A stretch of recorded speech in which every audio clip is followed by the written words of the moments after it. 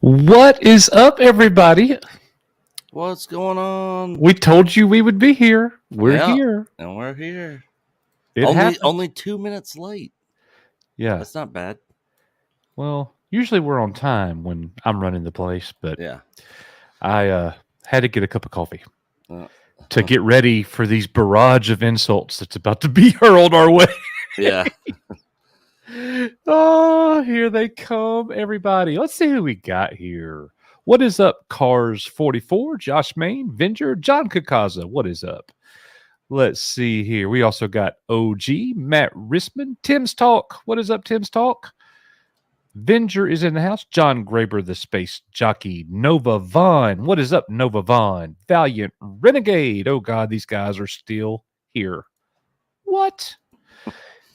Let's see. Donna Hergenrether, Sam Aon, Darth Wizzy Wizard. Debbie Young is in the house. She's ready for some pop-ins. Chris Moore is here. Show was okay. Hank VP. What is up, Hank? All right, Nick. So apparently... And I just did a poll, too, in the chat for everybody. Just on I do not want to see you with a poll. That would not be good. Yeah.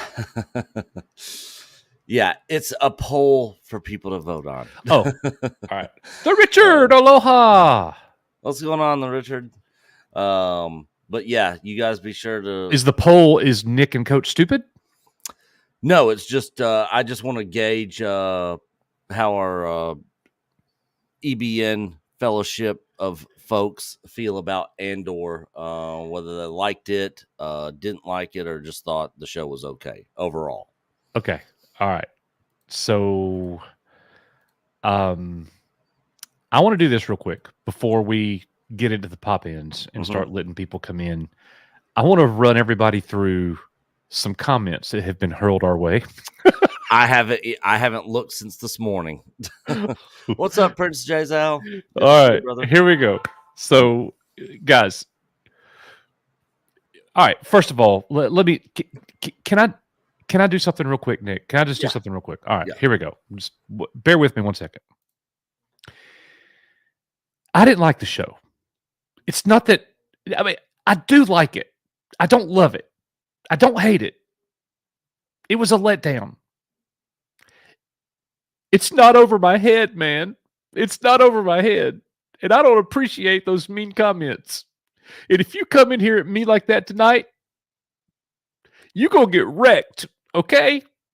You're going to get wrecked. So beware. Okay, I better now. Yeah, I think we're both kind of in the same boat. We just thought it was meh, you know. God, I go live and everybody starts texting. Dang. A show not really needed. Thank you. You know, there wasn't a lot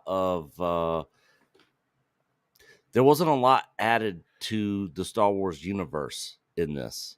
You know, like you don't need this to better understand Rogue One or the OT. You know, hey, we don't have to justify our feelings. Yeah, like it is what it is. People are going to come in here and let us know what they think.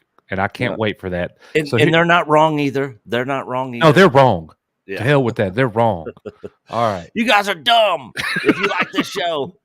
If you like this show, you're not a Star Wars fan. Yeah, you're not a real fan. Obviously, we're kidding, okay? Yeah. But check Somebody's going to clip that and be like, Echo Base are gatekeepers. I don't care. Let them. Yeah. All right. The key's around my neck, under my shirt. All right. So here's some comments. Let me share this. Well, okay. I think it simply went over both of your heads. Mark Ivelson. Some of it did, because so much of the previous stuff was so forgettable. It did go over our heads because we already forgot the So parts of the storyline that they were talking about. I In wouldn't this say one. that went over our heads then. Like when you say something was over your head, it's basically it's a nice way of saying you're not smart enough to get it. Yeah, And I'm to sure that's true. me, Yeah, that is very insulting. That I would not say that to somebody. Obviously, I get the Mon Mothma thing. We're gonna get into that. The yeah, Mon Mothma gambling thing. We're gonna yeah. get into that tonight. Okay. Well, I want to wait till the panel's on here because I got one for y'all. It's in my pocket. I'm saving it. All right. I got one. All right. Um, Andor is the best Star Wars since the OT. I guess it is, in all caps, a smart show too, because that gambling thing is pretty obvious. What? What? It is a smart show because that gambling thing is pretty obvious. She's covering for her own financing of the rebellion by leaking this info to her driver, who's an ISB agent. Come on, this show blows everything Star Wars out of the water except the OT. Wrong. Yeah, Wrong. I don't agree. I don't agree. At all. Not even close. If Not you even close think to the this is OT. better than Luke Skywalker in The Yeah, Mandalorian, then we just disagree. I'm yeah, not saying I'm not saying you got gonosypha herpelades or nothing. yeah, I'm just saying that's my Star Wars. All yeah. right, here we go. Mr. Peavy Show, Borefest. Nothing ever happens in the show. This is not Star Wars. I agree. All right. Okay, here we go.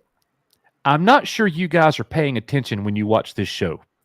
Probably not, because we checked out several episodes ago, and we're just trying to get through it and give it a chance to the very end. But yeah, I think we were both kind of checked out a little bit. All right. Mon just threw her husband under the bus to cover her banking mistake. Absolutely loved everything you were complaining about.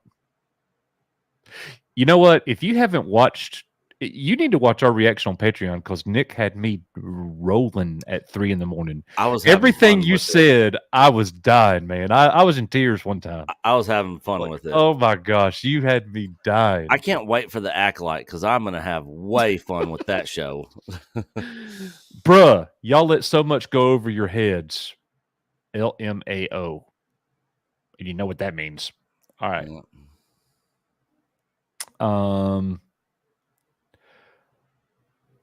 Oh, I thought it was excellent. You don't understand why Mon is setting up her husband as a gambler and using her money. Are you both pretending to be dumb, or does your agenda just force you to lie? I was honest in my reply to a comment on that. Oh, you replied. No, that wasn't you. Not on that one, but I was honest in my comment that story arc of the finance stuff. I completely forgot all about it. So our friend Peter Isaacson defended us on this comment, and Peter said, to be honest, I do not believe they are neither stupid nor lying. If you were not entirely invested in the series, you could easily miss the clues as to why such a discussion as in the car was happening at all. And that was us. That's us. 1,000% right there. Help, I'm in a nutshell. Yeah, yeah. Hey. Yeah, that's us. Because we were kind of somewhat checked out. We were a lot of it was forgettable for us. So yeah, when they were talking about that, I was like, "What's the point of this?" Like, and I completely forgot about that till I read about it in the comment section. So yeah. So, I think we're good here. I think everybody got the. Yeah, this person's on us too about we're stupid. Okay, all right. I'm closing that down. I'm not worried about people's comments. So now it's time. We want to know what you think. You already know what we think. So now it's time for you to come in, and we're going to let you have your say. You give your 2-minute pitch on your thoughts on Andor, We're going to ask everybody to kind of keep it under 2 minutes. We want to give everybody a chance to pop in. Yeah. And be ready. Be ready with your thoughts because you might just be featured on the channel. We might be clipping some of these and putting them out there like fan responses. So be ready for that. So get yourself ready, ladies and gentlemen. All right. Nick, are you ready for some pop-ins? I'm posting the link now for All Jedi right. Master and Grandmaster members. Masters and Grand Masters, it is time to pop in. Yeah.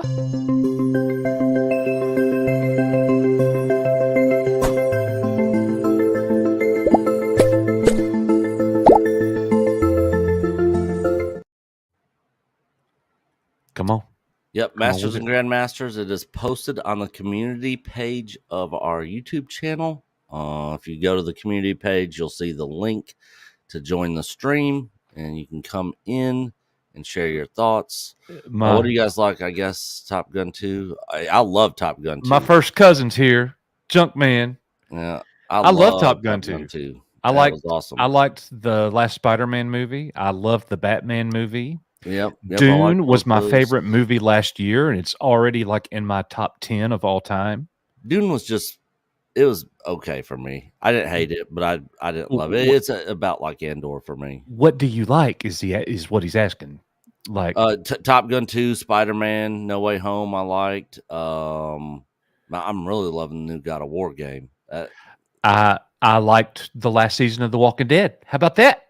I'm the only person on the planet that likes that still. So me. I like Hell's Kitchen with Gordon Ramsay. I watch every single episode. I like freaking Lottery Dream Home on HGTV. Man, I honestly don't believe anyone that says they don't like Andor. I didn't mean I don't like it. I like it. I don't love it. I don't even know if I really even could say I like it. Yeah, I agree with that. But I don't hate it. I'm in the middle. I hated Kenobi and I hated Book of Boba Fett. But I don't hate this show. All right. It's enough on us. Here we go. Tatooine, John Graber, Ghost Rider, Debbie Young. What is up, everybody? How are we doing? What is up, guys? All right. Sorry. We got to let the ladies start us off. John.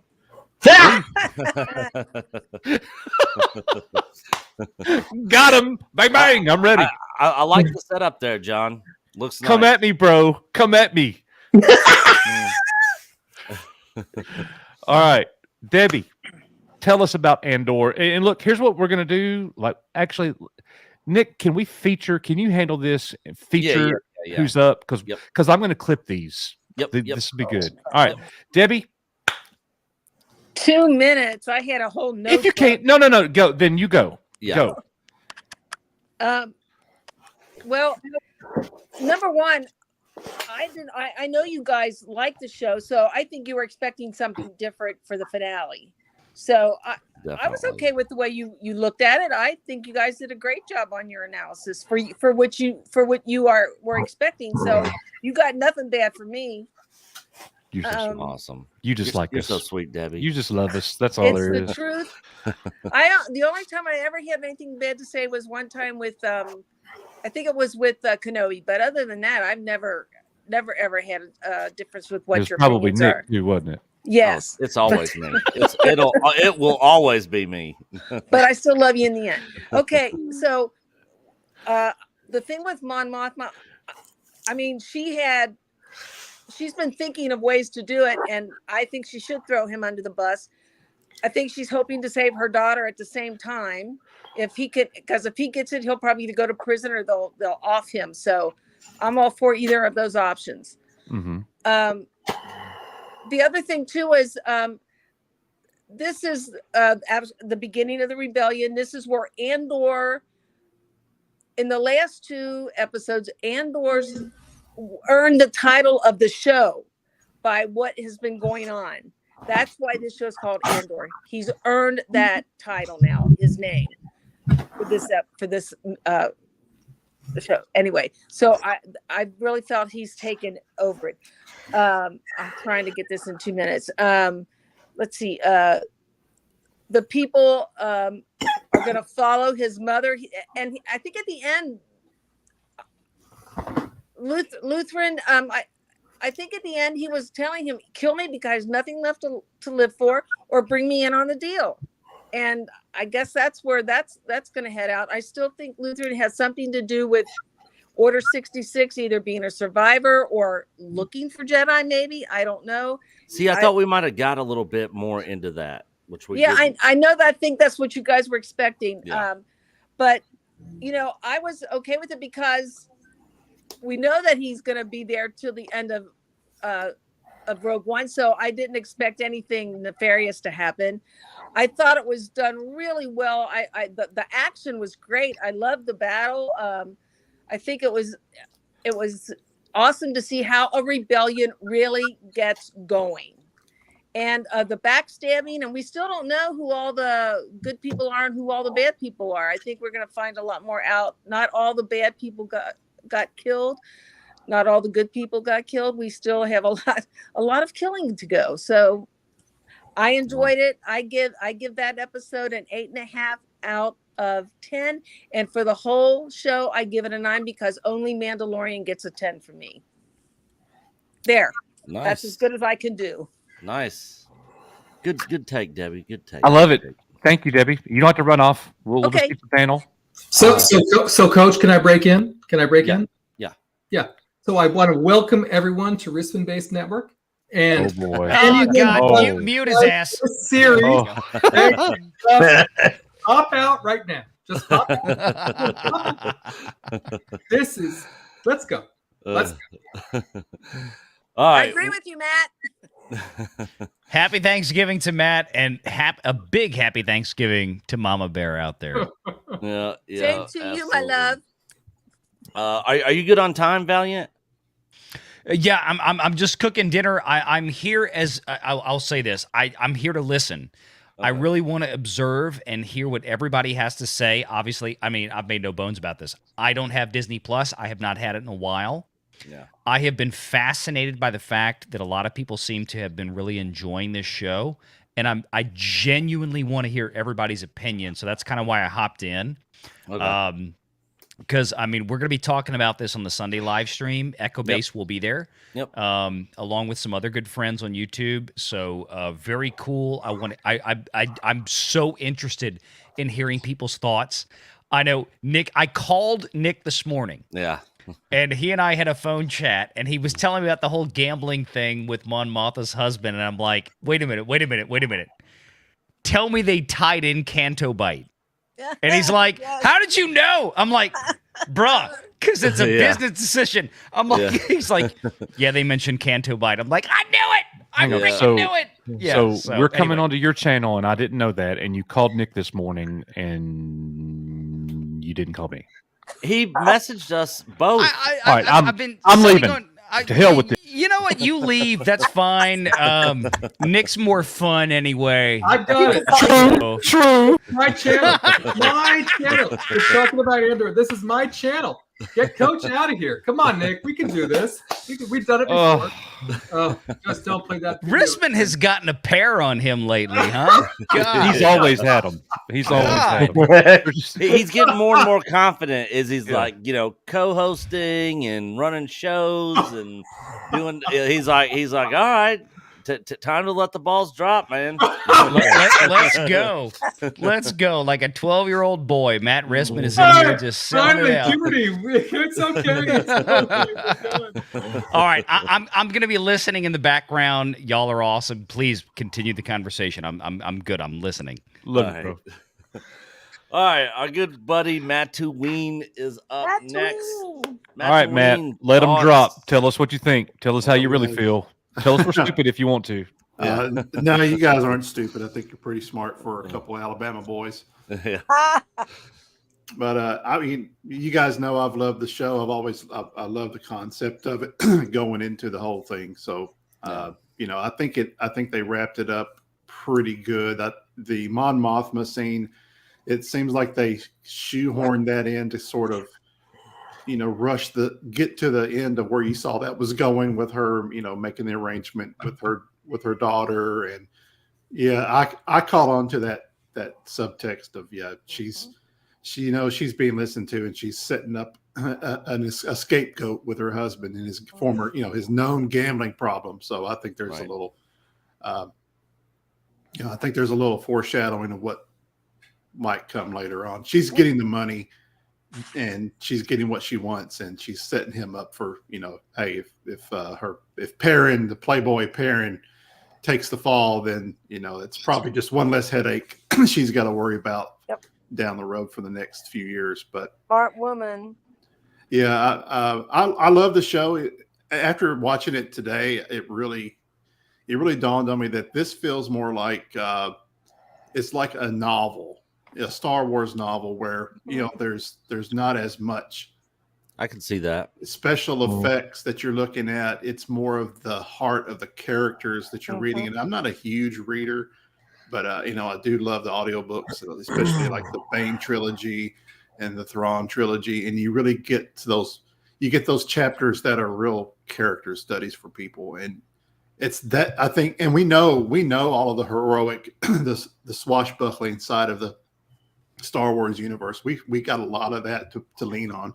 But we don't see these other people who really are the foundation of people on Ferrix and with Marva and Andor and Luthen. And this is just the beginning of the rise of the rebellion, and where they're getting on the same page. You saw Saul and Luthen; those were some of my favorite scenes in the whole show. Was when they had their conversations and really got down to the brass tacks of, hey, this is war, and we're going to have to sacrifice some pawns. Even very valuable pawns, like that Krieger guy was apparently somebody they thought was a good piece to the whole rebellion. Did we ever even see him?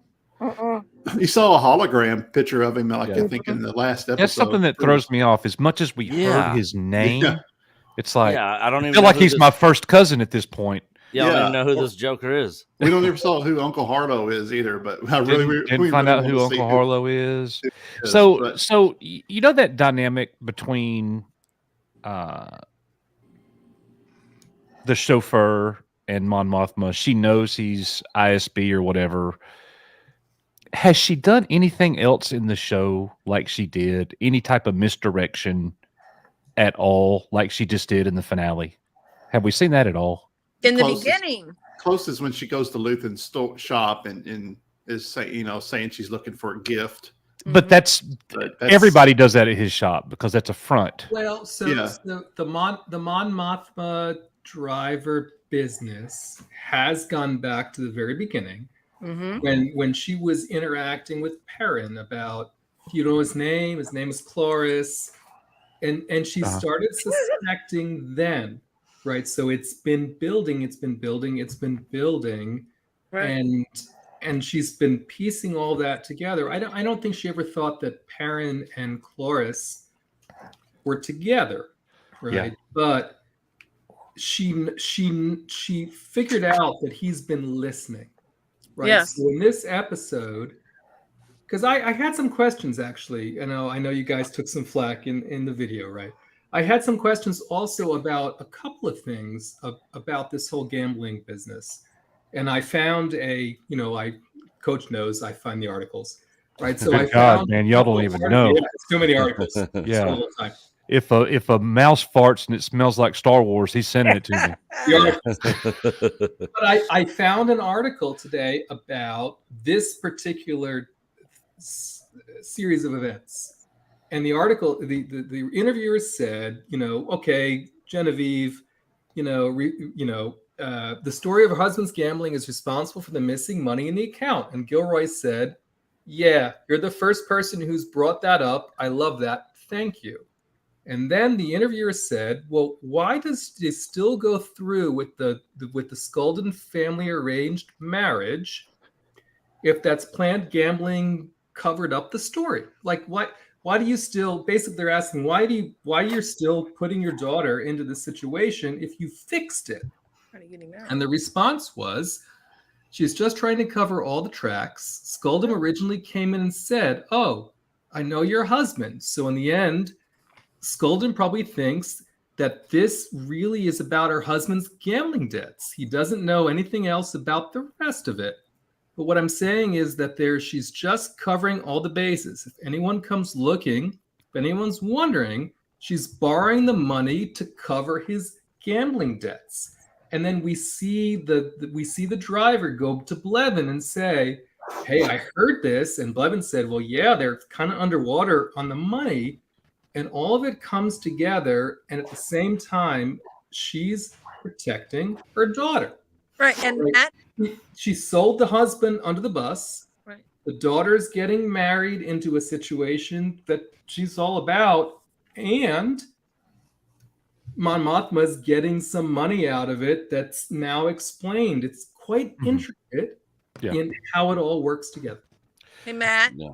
not only that, she also said that he had promised her that he would not gamble anymore, that was a promise he made to her. And he said, I haven't done. Who's lying to you? So he feels somebody's betraying him, not knowing that this is going on. That he's not able to process it. So Right. she's really giving it to him. And I think that's really good writing there, because he's not picking up on it. He's defending himself, which really makes it look good. So people aren't thinking, oh, they're in on it together. No, he really is saying, I kept my promise to you, which backs up her saying you've had this problem in the past. All right, let me break in on that real quick. So I'm not saying that I don't think that works and that fits. It's really good writing. It is. That part alone as a singular thing is fine. I don't have a problem with it. What threw me is that it's not until episode 12 where all of a sudden we get this misdirection. Episode 12. We didn't get misdirection in 1, 2, 3, 4, 5, 6, 7, 8, 9, 10, 11. It's 12. And so then when we make a video and me and Nick at 3 a.m, we're like, why do I care about their gambling? What is this? It really did, like, we didn't catch it. And now the show's over our heads. We're not smart enough. This is great Star Wars. I forgot completely that storyline because it was so many episodes ago. So I have to say on this point, right? We had an undertone of a money problem. Right. But it wasn't until this episode that there was anything disclosed about Karen having a gambling problem. Right. Yeah. And so if I have to nitpick, Uh-oh. on something. Did he say Nick pick? I did. Nitpick on it. Trademark. I'm the king of nitpickers. Yes. God, again with the then I would balls on say- this. Nick, Then I be would careful. You're about to get our channel shut down. Yeah. Then I would Yeah, say, that was too close. why exactly what Coach was saying? Why did we get to the very end to disclose that there was a gambling thing that was under the covers? Because we never heard that until now. That's why I thought it felt a little shoehorned in there at the very end. They wrapped that up. They kind of got caught up with the narrative and slipped it into everything that's going on in Ferrex, So I wish they would have maybe hinted to that maybe one episode earlier. I agree. It would have helped maybe smooth it out, but they kind of shoehorned it in. But Yeah. I mean, I got the context of it, and it's I know his screen is small, but Junkman looks like he's trying to solve an equation over there. We're going to get to you, Junkman. Don't leave us. I want to hear from all of you guys. Welcome, John. Good to see you guys. Yep. Let's get John Graber in here and see. Real Go quick, ahead, Nick. I was just going to say, let me hit these super chats real quick. Hit him. Just a couple Showroom Sabers, $1.99. Happy Thanksgiving to all. Much love, gentlemen. Thank you, Showroom Sabers, for that super chat. We always appreciate people that are willing to give money to mine and Coach's grift here on YouTube. Oh my gosh. We appreciate it very much. Hey, you can't be any more honest than that. Yeah, folks. Everything Star Wars $1.99. In my opinion, I was into every episode. It was awesome. in everything Star Wars is not wrong. I'm glad that he liked it.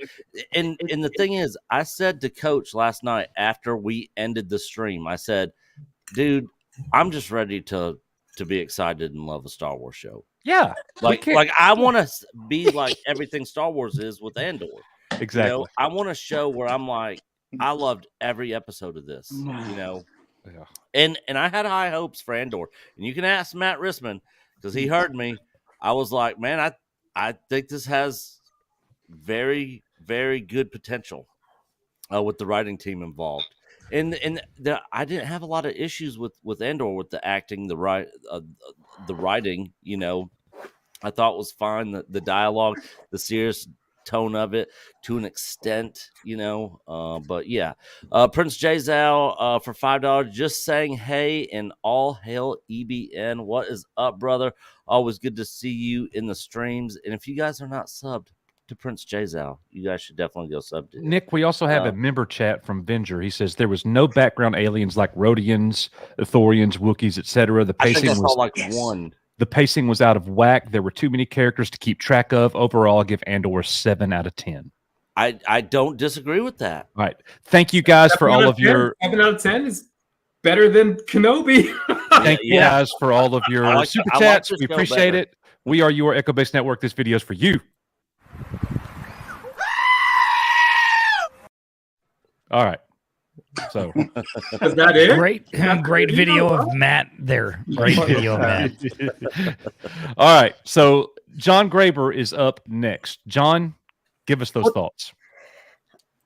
Okay. The acting's phenomenal. I like the sets. The TIE Fighter, everything in the TIE Fighter thing was just awesome. But as far as being a finale, I give it a okay. I was expecting more. Okay. Yeah. Yeah. I John, really was. I'm kind of right there with you. John Graber, we're no longer friends. Oh, We are Oh. no longer friends. And it is a good show. I did enjoy it. I enjoyed it a lot. But You've been one of the big advocates for it this whole season. but I want my force. I want my force. I want my lightsabers. Yeah, same. It's like having a Harry Potter show with no wizards. You Yeah. know? burn. John, Burn. you're buying that. And Nick didn't even know who Voldemort is, and he said Yeah, that. I don't even like Harry Potter. You mean like the fine, entire dude. Fantastic Beasts series? Yeah. You're I buying saw the Luther's first Harry ship, Potter. I John. think that was it. I never seen any of the other ones. Well, John, we're going to go ahead and move on to any other people. You got any other thoughts? What do you give it out of 10, John, overall? I would probably give it an 8. Okay. All right, good. Yep. Right. I'm at a 6. I'm at a 5. I'm at a 5. Okay. All right. All right. We're good there. We're good. All right. Let's move on to John Kakaza. What is up, brother? What is up, John? And John, dude, I've been loving the artwork stuff you've been showing on the Facebook, Thanks, on man. your Facebook post, man. Some really cool stuff over there. John has made some really good suggestions. Doing this stream was actually his idea tonight. He sent us a message yesterday. So, John, thank you. And we're going to clip some of these things and get them out. So we appreciate all that advice. Yep. Give us your thoughts on Andor. We know you loved it. Yeah. So I made one of my 2-minute whiteboards, guys. My Okay. gosh. All right. Well, I'll see you guys tomorrow. Yeah, 2 minutes. 2-minute whiteboard. Yeah. Go. All right, the Floor is pros. yours. Let's start with the pros. Totally disagree with you, Nick. Thought this added so much more to the Star Wars universe. We got to see how the workers were working on the slave labor for the Death Star. What was happening on Ferrix was happening on countless other worlds, thousands of different worlds in their own little ways. The Empire crushing people to the point that they're going to rebel.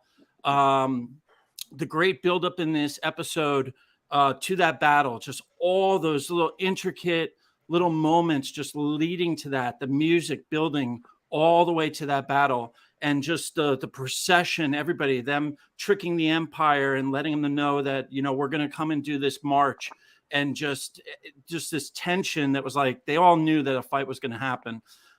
Throughout the episode, the close-ups on all the different characters searching within themselves to find out what they're going to do, even to the point, you know, of the close-ups on the guy who was trying to rat out Cassium.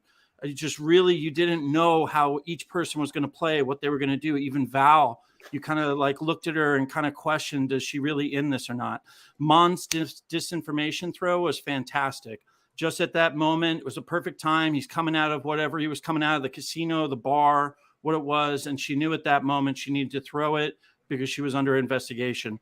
The shipping of Deidre and Cyril I'm fine with that, because actually, I don't know if anybody picked up on this, but it's almost like Cyril hates his mother because she's so dominant over him, but then he turns and he's sexually attracted to a woman like that. Because Deidre just shuts him down at any moment, just like his mom does. Yep. So there's a whole little sexual tension. I was waiting for a going on makeout with that. scene right there.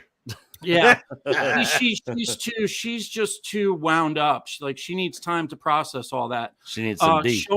Showing what drives people to the point of rising up against the empire. You see what was going on with Willman, the boy. You know, his father died. He was tortured, and he becomes the bomb maker.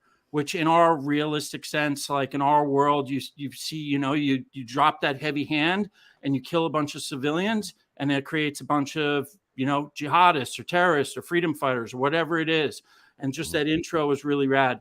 The ISB faking their big win, that whole scene, you could basically have projected that scene to suddenly an ISB officer in front of the emperor and saying, yes, Emperor, we took out 30 of them. And he's just like, good, and they think that they've got them and they've stomped this out. But what they actually did was they spread the wildfire. Seeing who at the end, who's going to be joining the rebellion as the first people, the realism of Bix's torture, to see how just totally broken she was. I would have been really pissed if they rescued her and suddenly she's just like Padme getting up off the sand and like running like, hey, I'm okay, no problem. You see, she's just absolutely decimated. All the different schemes and plots everybody had in this episode of what they were doing. You didn't know what was going on, who was working with each other, who was helping Cassian, who knew what was Cassian was doing, who was helping the bomb maker, and all that stuff was what Matt Rissman said. It was so intricate. The detail and just trying to write all those storylines and have them congruent is fantastic. And then, of course, at the end, just the Death Star and seeing the components that Cassian was building is now part of the deflector, part of the laser dish, and it's eventually going to kill him. And then the cons, I'll give you guys some cons. I wish we'd gotten just a tiny little bit more about Luthen, a little bit more backstory. I agree. I was hoping for a small cameo, not like a huge one, but like maybe like a Director Krennic or like a Galen Erso or somebody, just a little smaller one. And then I agree with some of the other people. There wasn't enough aliens, and that's it for me. Awesome. I think that was an excellent 2 minute. 2 minutes.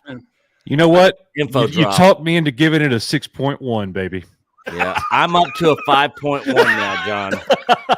The best part about 5.1. John's review was when he said I was right a couple of times. That was Oh, the best shut part it. of it. Director Krennic is here. Here he is.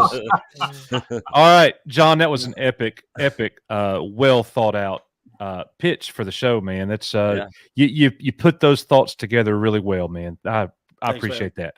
All right, so let's get my first cousin, Junkman. Oh no. I can't follow that guy. I'm unprepared. I don't have a note. I don't have I hear you. I hear you. Well, look, you don't have to even. Just crash on us, Junkman, and tell us. Yeah, exactly. I want to ask y'all some questions. Please See do. why y'all don't like it. One, are y'all watching the show, paying attention, or are you thinking, let me take notes for my live stream I got to do during this or after? Do y'all live stream it at the time, or do y'all do a show after? No, we do not take notes. We literally sit there and watch it and react to what we're watching. Oh, so y'all see, you need to watch it. Don't be on the internet or YouTube or anything. Watch it. I have to watch it in my car, but I mean, we have watch it to- together. Yeah. So No, you got to immerse yourself. I mean, you can go to his house and y'all can sit there in your bunkers and watch it. That's cool. I ain't trying to drive to Birmingham to watch Andor. yeah, This ain't no I ain't trying special to thing. go to North Alabama to watch Think y'all Andor. stop halfway and get a Motel 6? Yeah. Absolutely not. This is Yeah. getting weird. Okay. But again, Junkman, like me and Coach are kind of in the same boat here. We don't hate the show. We're just not fans of it. Yeah. Well, I can't. It can be okay. You don't have to love it. But let me ask you this, both of y'all: are y'all more into action movies than drama movies? No, I'm not. I really like Breaking Bad and Better Call Saul is probably two of my favorite all-time shows. Okay. But I also Ozark's one of love mine. but I also love Predator, Top Gun 2. You know, I'm a action junkie, you know, but I like stuff like I watch SEAL Team, which is a very action show, but it's got a lot of drama in it. But Breaking Bad and Better Call Saul, that was a very Yeah, that was a very intelligently written show. kind of like like, Andor. I don't have no problem with the writing of Andor. I just didn't really like Andor. I literally have no problem with the writing. I thought the acting was good. I thought it was. Me and Coach talked about this last night. We thought it was stretched out too thin. I think they could have told the same story and shrunk it down into about 8 episodes and cut a lot of stuff out. But ain't well, I don't know about you guys.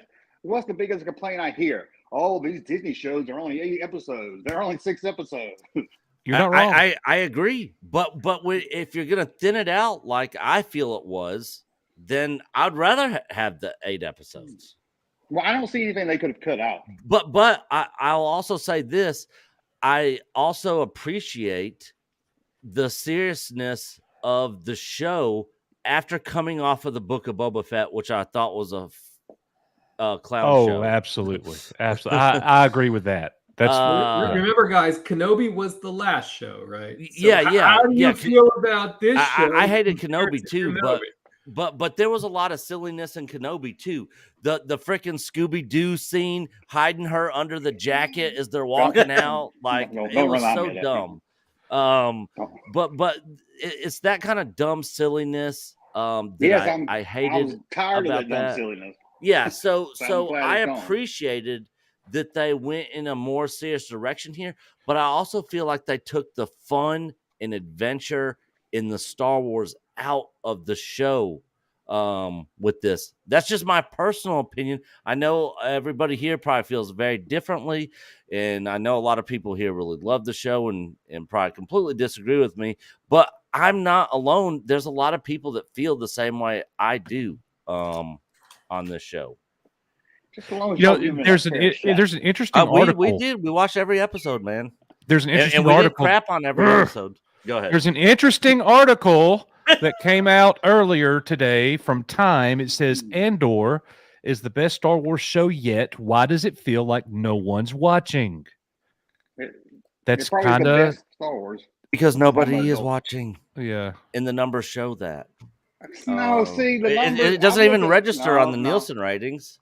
People are watching. I mean, people are obviously watching it, but it's not in a large, huge number like, Mando season 2, final 4 episodes or something. Or the normies aren't watching the show. The normies aren't watching the show. The hardcore, all of us. It's all people like us. I actually do not agree with the perspective that normies are not watching the show. I don't know any normies that are watching it personally. I don't know any. I have met several people over the last. I'm not saying there's not any. Yeah. But we live in this bubble of no one's watching it, no normies are watching it or whatever, and in our bubble, it's reinforced. Right, but if you go out and actually talk to folks, or folks talk to you, like I said, I took my cat to the vet 2 days ago, and I'm like, I'm here with patches, and they're like, well, we don't have any question about patches. I'm like, that's okay, and they're like, we want to talk about Andor. God is my witness, right? The 5 folk who are working at the counter at the vet wanted to engage about Andor. Oh my God, Nikki needs to take us to Vegas because she posted that like a minute ago. Right, but she's like, well, this is not true, right? This is just it's a weird Twitter soundbite. I'm like, I'm not making this up, right? People on Twitter make shit up, right? I'm talking about not only what happened then, but what happened tonight and other places I've been. When I hear people are not watching it, I have to object to that, right? Because that's a soundbite, right? It's a soundbite of folks who aren't online. Doesn't mean people aren't watching it, right? And it nudges at me, right? Because it diminishes the fandom, right? The franchise isn't dead as much as some folks would like to believe it is. The franchise isn't dead. Yeah. What do you say to that, junk man? Well, the ratings are. I don't know what the ratings are, but it's The not ratings are trash. It's not going to get Boom. Obi-Wan numbers. The ratings Yeah. are trash. What- They're Yeah, let's absolute talk- trash. let's Is talk it about in- numbers, folks. Let's is it get in- real hold here on. for a second. And Is this it is in the not a top comment. 30 TV shows. Is Yeah. it in the top 30 TV shows. This is not a comment on the show Okay, itself. listen up. I haven't watched it, and I've made that abundantly clear. But let's be incredibly clear on the math and the numbers. The ratings for this show are dog trash. Dog trash compared to other Star Wars or to other TV shows. Dog trash compared to everything else on Disney Plus. I have to see that. I mean, that's a fact. Have That's we seen according. Disney's That's official according to Nielsen. Nielsen. Okay. Okay, we have had Mando at the end of Mando season 2, Disney Plus had somewhere in the vicinity of 25 million subs. Is that the show with Baby Yoda that's really popular? That was the Luke Skywalker came back Luke and blew up the Skywalker's in it, world. and people watch it Okay? more than this show. 25 million subs at that point. Disney Plus now has 45 million subs. And this show cannot even bring in a fart in the wind compared to Mando season 2. Yes, because it's Andor. Now, I'm not based saying- on a movie that's Rogue One's not even that good. No, well, here's the thing. It's not about the show being good or bad. It's about the damage to the brand that Star Wars has done. And this is why, by the math and the numbers, that I proclaimed that this is a dormant, dead franchise at this point. It absolutely is. It's a dumpster fire. The last show was Obi-Wan hurt because of the Yes. fan base? Oh, It yes. did pretty well. No, it didn't. Yes, it did. No, it It did didn't. really well for Disney. It really didn't. Okay. It really I'll didn't. pull the numbers later. Get on Twitter. Okay, pull the numbers because Sorry. By the Phantom Menace standards, it didn't do well. Okay. Well, no, it's not by the I got fandom you. menace. Here's the thing. It's not by the fandom menace standards. This is a dispassionate argument for me. This is by the numbers.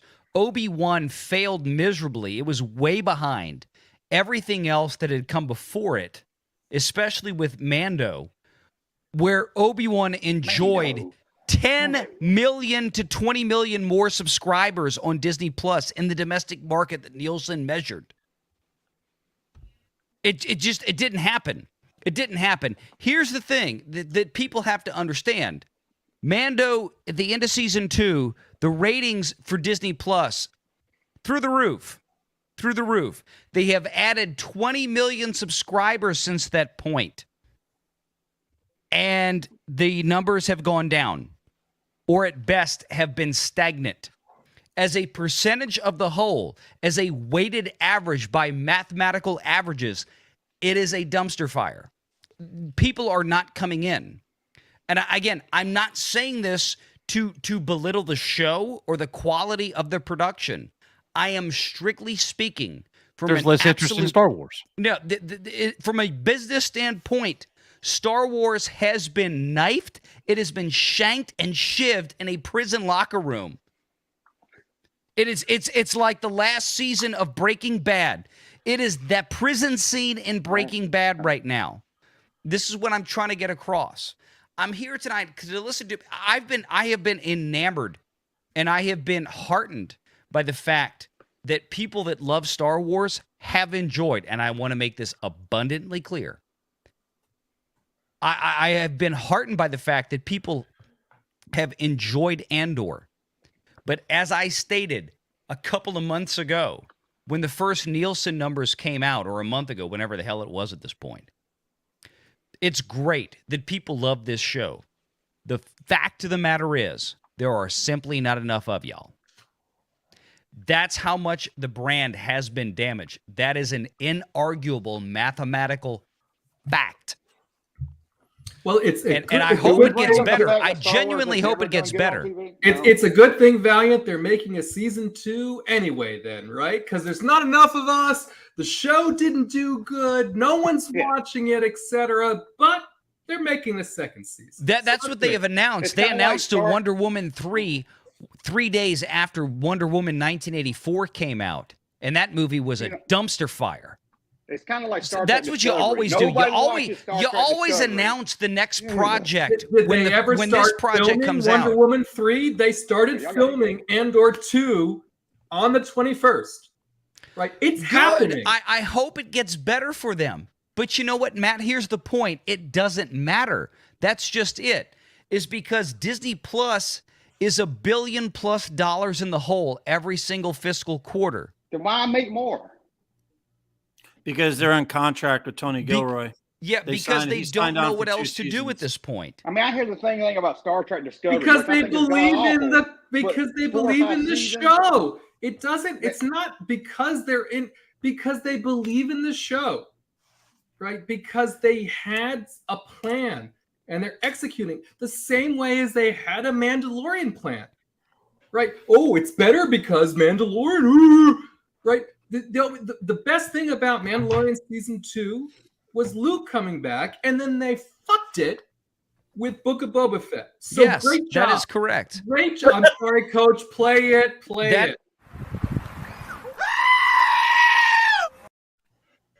That is correct. They screwed it up. Matt, I agree with you. They totally screwed it up with Book of Boba Fett. Here's the point.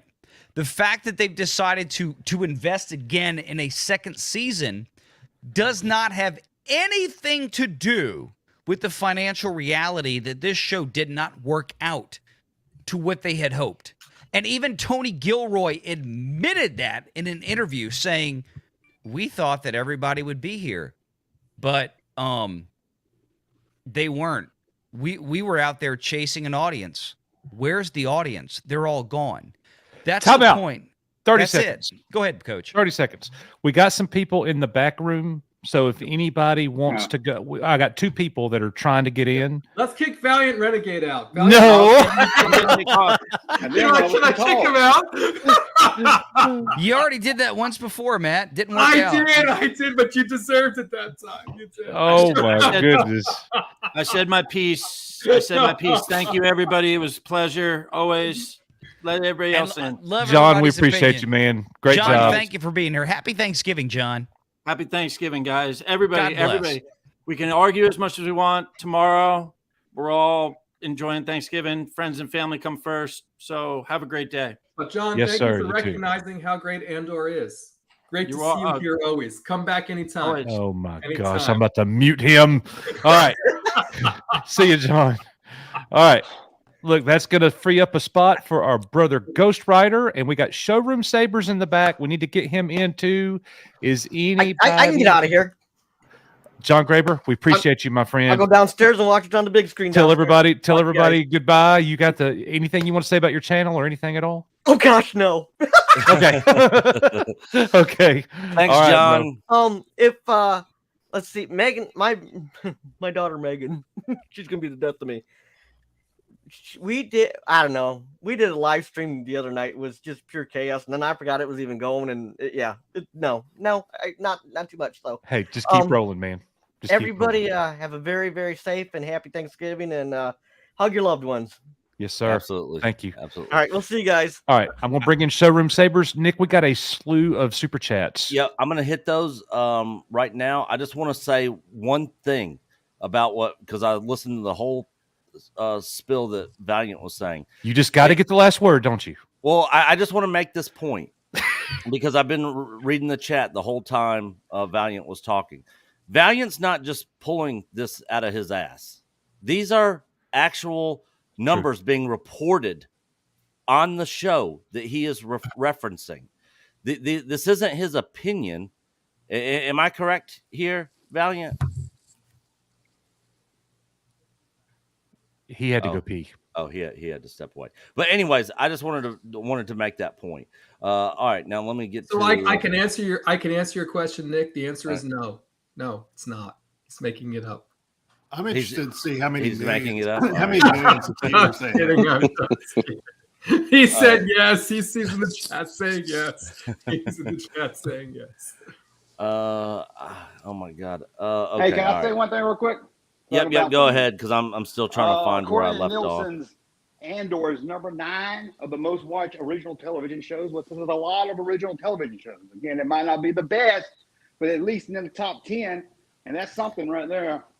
And I don't think that was Valiant's argument. I think he was just saying it didn't do the He numbers. said it was no. He said it was horrible ratings, and I don't think anything in the top 10 would be horrible. Well, he's not here to. I'm not going to speak for him, but I'm sure. We'll wait till He'll be back. Yeah. Jumpman versus Valiant Renegade 2.0. He's got to go ask Doomcock what the ratings are. Oh. Okay, yeah, it's pretty horrible ratings when you consider the fact that Disney dropped the deuce on this one and spent over $100 million producing it. That's the problem. This is why we put Hollywood through the business and financial lens on my channel, is because when you look at the actual expenditures, listen to what David Zaslav has been saying over there on the earnings calls recently at Warner Brothers Discovery. We can't spend tens of millions of dollars producing shows that come in behind our catalog titles. They were getting more revenue off of things like, what was it? Oh, God. I can't even remember the name of the show right now. Big Bang Theory and some other stuff that they had produced. Like, they were getting vastly more revenue off these things than spending tens of millions of dollars producing new crap to put on HBO Max. This is the problem with Disney Plus. This has been brought up by institutional investors on earnings calls. Like, why is all this money being pumped into making these things when Disney had such a huge catalog? There are things in the Disney catalogs that are getting just blowing away things like Andor on Disney Plus in terms of watch time. The whole thing, Zaslav's point was, and I agree with him 100-fold, is the back catalog that Warner has needs to be put to work.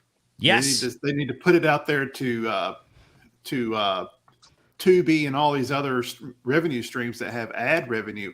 All this is sitting around Disney Plus, and it's just carte blanche. You can look at it anytime you want, but there's no other than subscriptions. I don't know what other revenue they get out of this guy gets it. All right, time out. 30 seconds before Nick hits the super chats.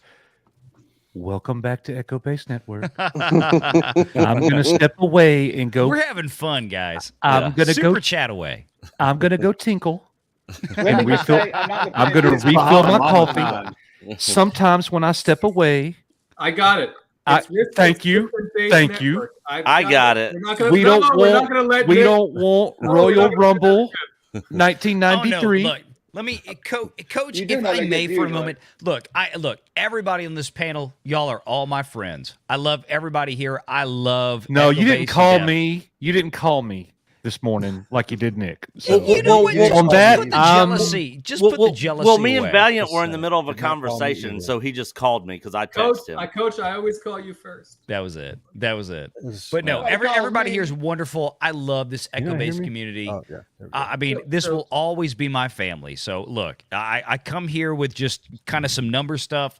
We have some fun. We do our debates. Don't take anything here personally. Anybody, please. Love everyone here, including Matt, who sucks. So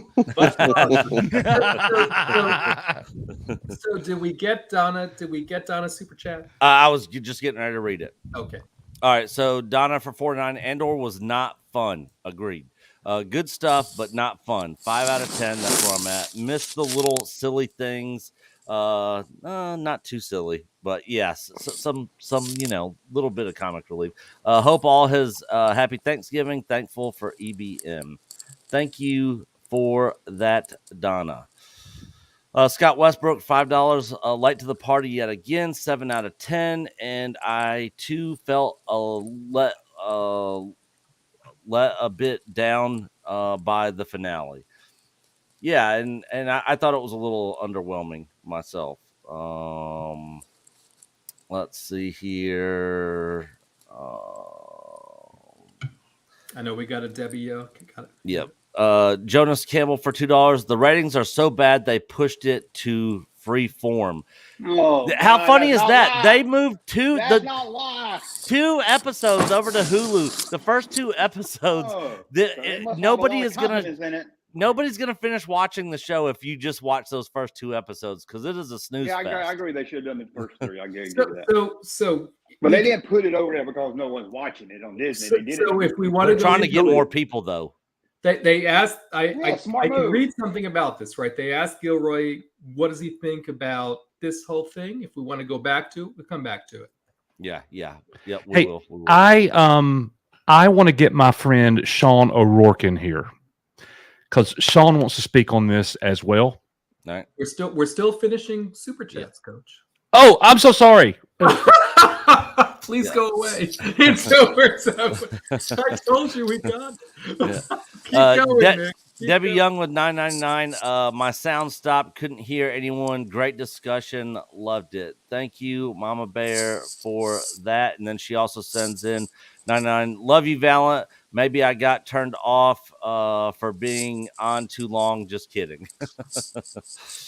And that was the last one. All right. So everyone who just sent in the super chats, thanks so much. This video is for y'all.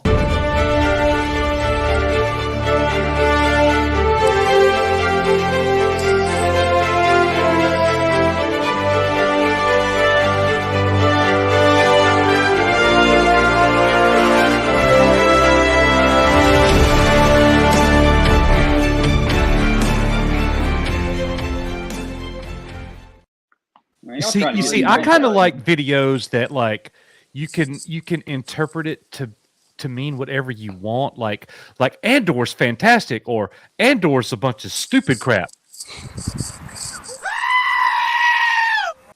A bad word? Like that. A bad word? Like hey, that. Darth Simpus. I have been dubbed Darth Simpus. Yeah, by Mexican Iron Man, who is in the chat. Welcome, brother. Good to see you, man. What? Get in here, Mikey. He's with family for Thanksgiving. Oh, okay. He missed Doomcock's you stream are tonight. family. Yeah, right, we used to be. Bring it. We're good now. Bring in your folks. Yeah. Sean O'Rourke, you need to DM me on Twitter, cuz I can't find you. All right. Get me off the screen. Like, somebody do something. Who's next? Ghost Rider? You should be on. Is it? Oh. Well, while we're waiting, we'll let Showroom Savers. Good to see you, brother. How's it going, everybody? No. Karen was up first before Showroom. Sorry. My bad. All right, you run it, Coach. You run it. No. She's been patiently waiting. Don't do this. Don't do this. No, don't do this. I got it. Gracious sakes, Karen, go. Oh, okay. I'll give you my quick 2 minutes. My entry from the medical office discussion of Andor is that I've been discussing the Star Wars shows with my dentist, and I told him not to try to watch this one with his children because I didn't think it was appropriate for children. It's definitely a more adult show for sure. I've been trying to make it too adult. And as a math tutor, I like Valiant Renegade math analysis. And everybody loves Valiant. My comments on the structure of the show are that it's a little confusing because I wondered why they had the short episodes at the beginning with not a lot of things happening.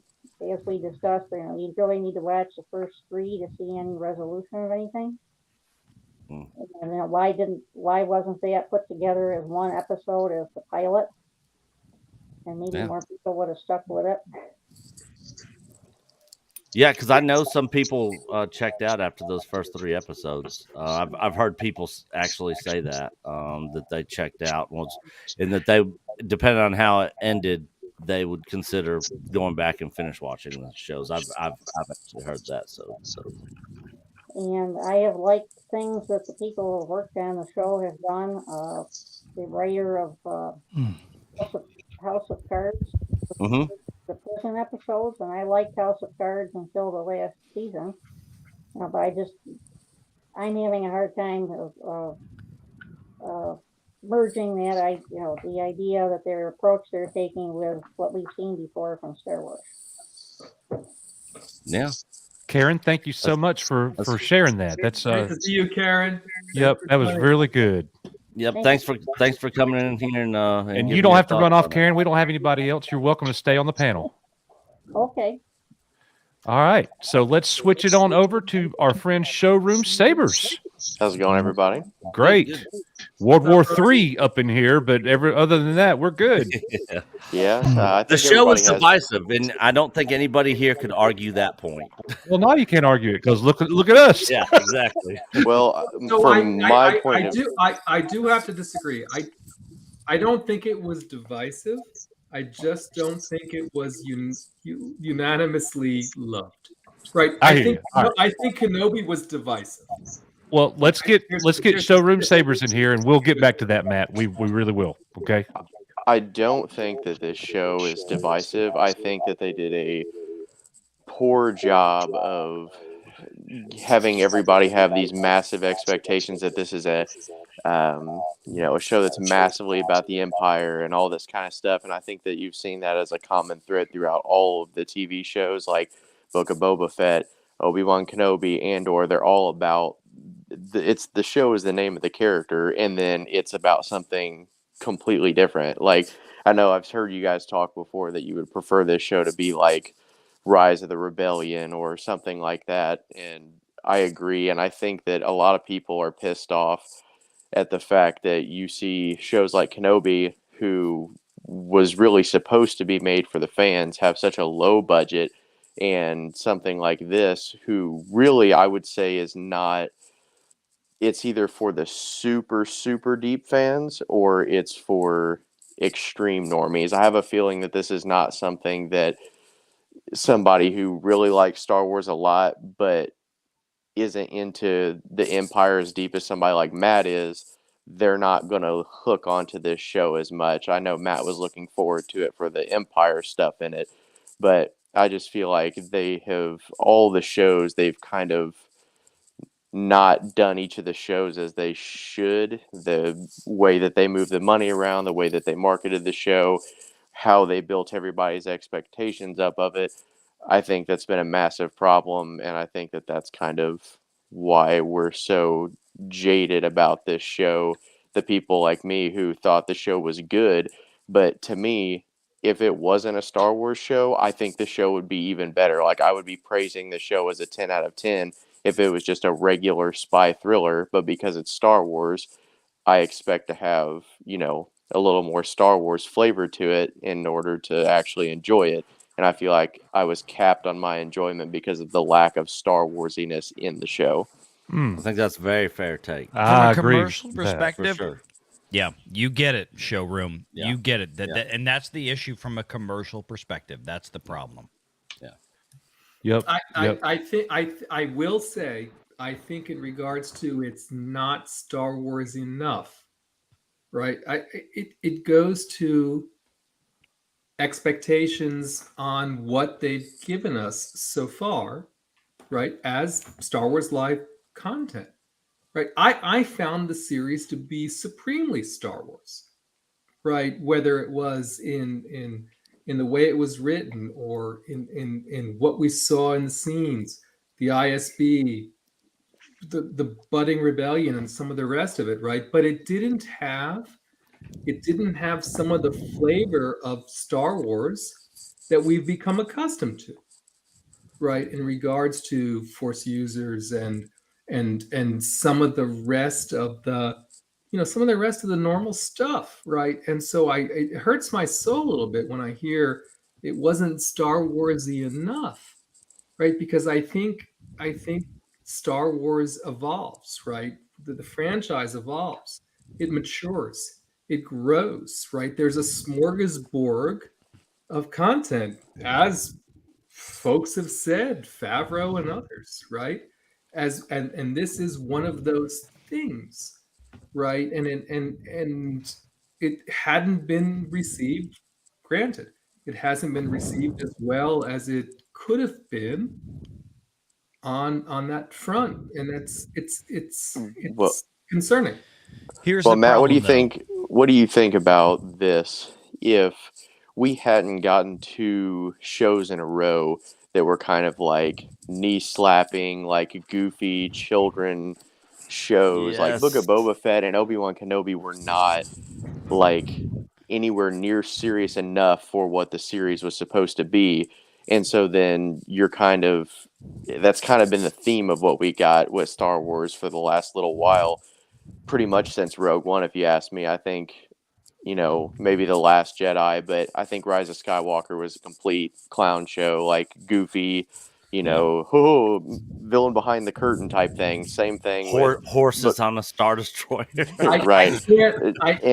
So I I- think just the about face that happened, that we went from that to something that is so spy thriller, so serious, so none of the things that are typically that we attach to Star Wars emotionally. I feel like that's where it that's why it's that's what I've underperformed. been saying. It went too far in the serious direction Right. for a lot of people. This is I it. would And this is disagree. the point. Showroom, you have nailed it all. You just nailed it all in that one segment right there.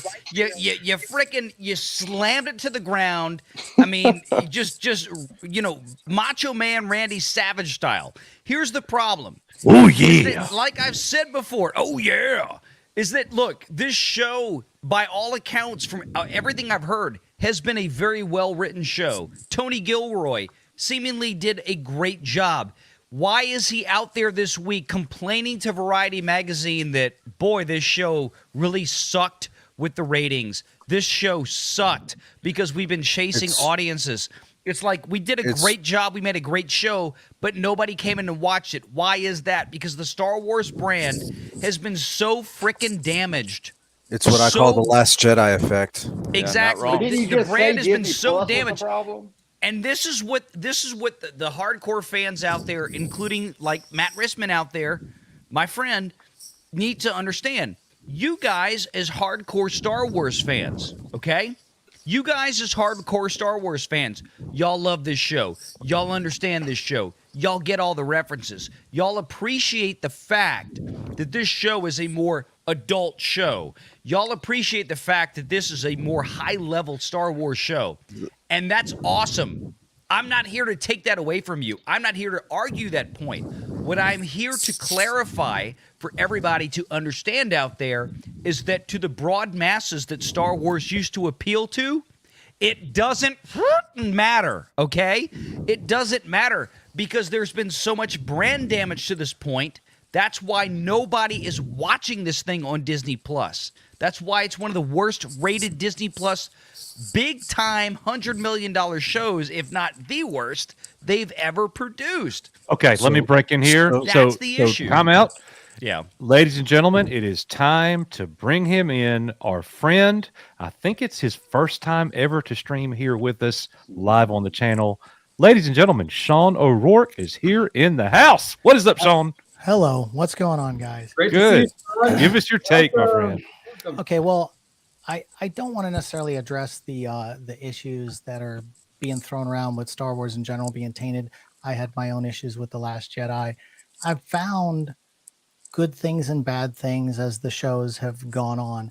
But I think I take the things that I work in the film industry full time. I just wrapped an Amazon Studios series 2 of The Samurai Turned Pretty. I've been in the film industry for 20 years. And so you have to understand how movies and television shows are financed. And I think that a lot of people just don't know. There's 16 banks that are in Los Angeles. There's the Royal Bank of Canada, the RBC Bank. They have an entertainment division in Atlanta. They finance 85% of all of the movies and TV shows in Canada. And when you hear Disney spending $100 million here or $200 million here, what you have to understand is they're not spending their own money. They are borrowing $200 million to make a movie. Okay. And they have X amount of months to pay that money back after, because film financing is different than a house. It's different than, so they understand that the movie has to be released in order for returns to come back. So you have a year, 2 years, you have a line of credit. Yep. So when you hear them, oh God, they're spending all this money. No, they're not spending their money. And so I just think it's crazy when people talk about they're losing money, because they're not losing money.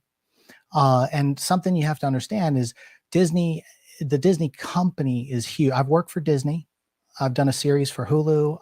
Hulu is owned by Disney. Hulu brings in $12 billion a year, and they've been doing that since pretty much their inception because they have subscriptions and advertisers, and they always have had that structure, along with owning ABC, which also has advertising where they run their shows and things like that. So when you look at Disney Plus is bringing in 11 billion a year, Hulu's bringing in 12. If they spend 500 million on a couple of Star Wars shows, where are they losing money? And when recently when the stock took a hit, that is the shareholders' money. That's the pot that isn't financed when they finance movies. So their money gets lost, but most of that loss was because of the parks, not the films, not the streaming platform. The streaming platform has performed very well. I think they added 147 million new subscribers in 2022. And I think you've got that. Valiant will correct me, but I think you got that flopped, right? Yeah, no, that's totally backwards. Making money Totally backwards. The streaming is not making. No, the streaming system lost $1.5 billion this most recent quarter. The streaming system lost $1.1 billion the previous quarter. No, I'm sorry, that's not the case. And yeah, even but that's when it's no. And even when they're financing through this, they still have to pay a rate of interest.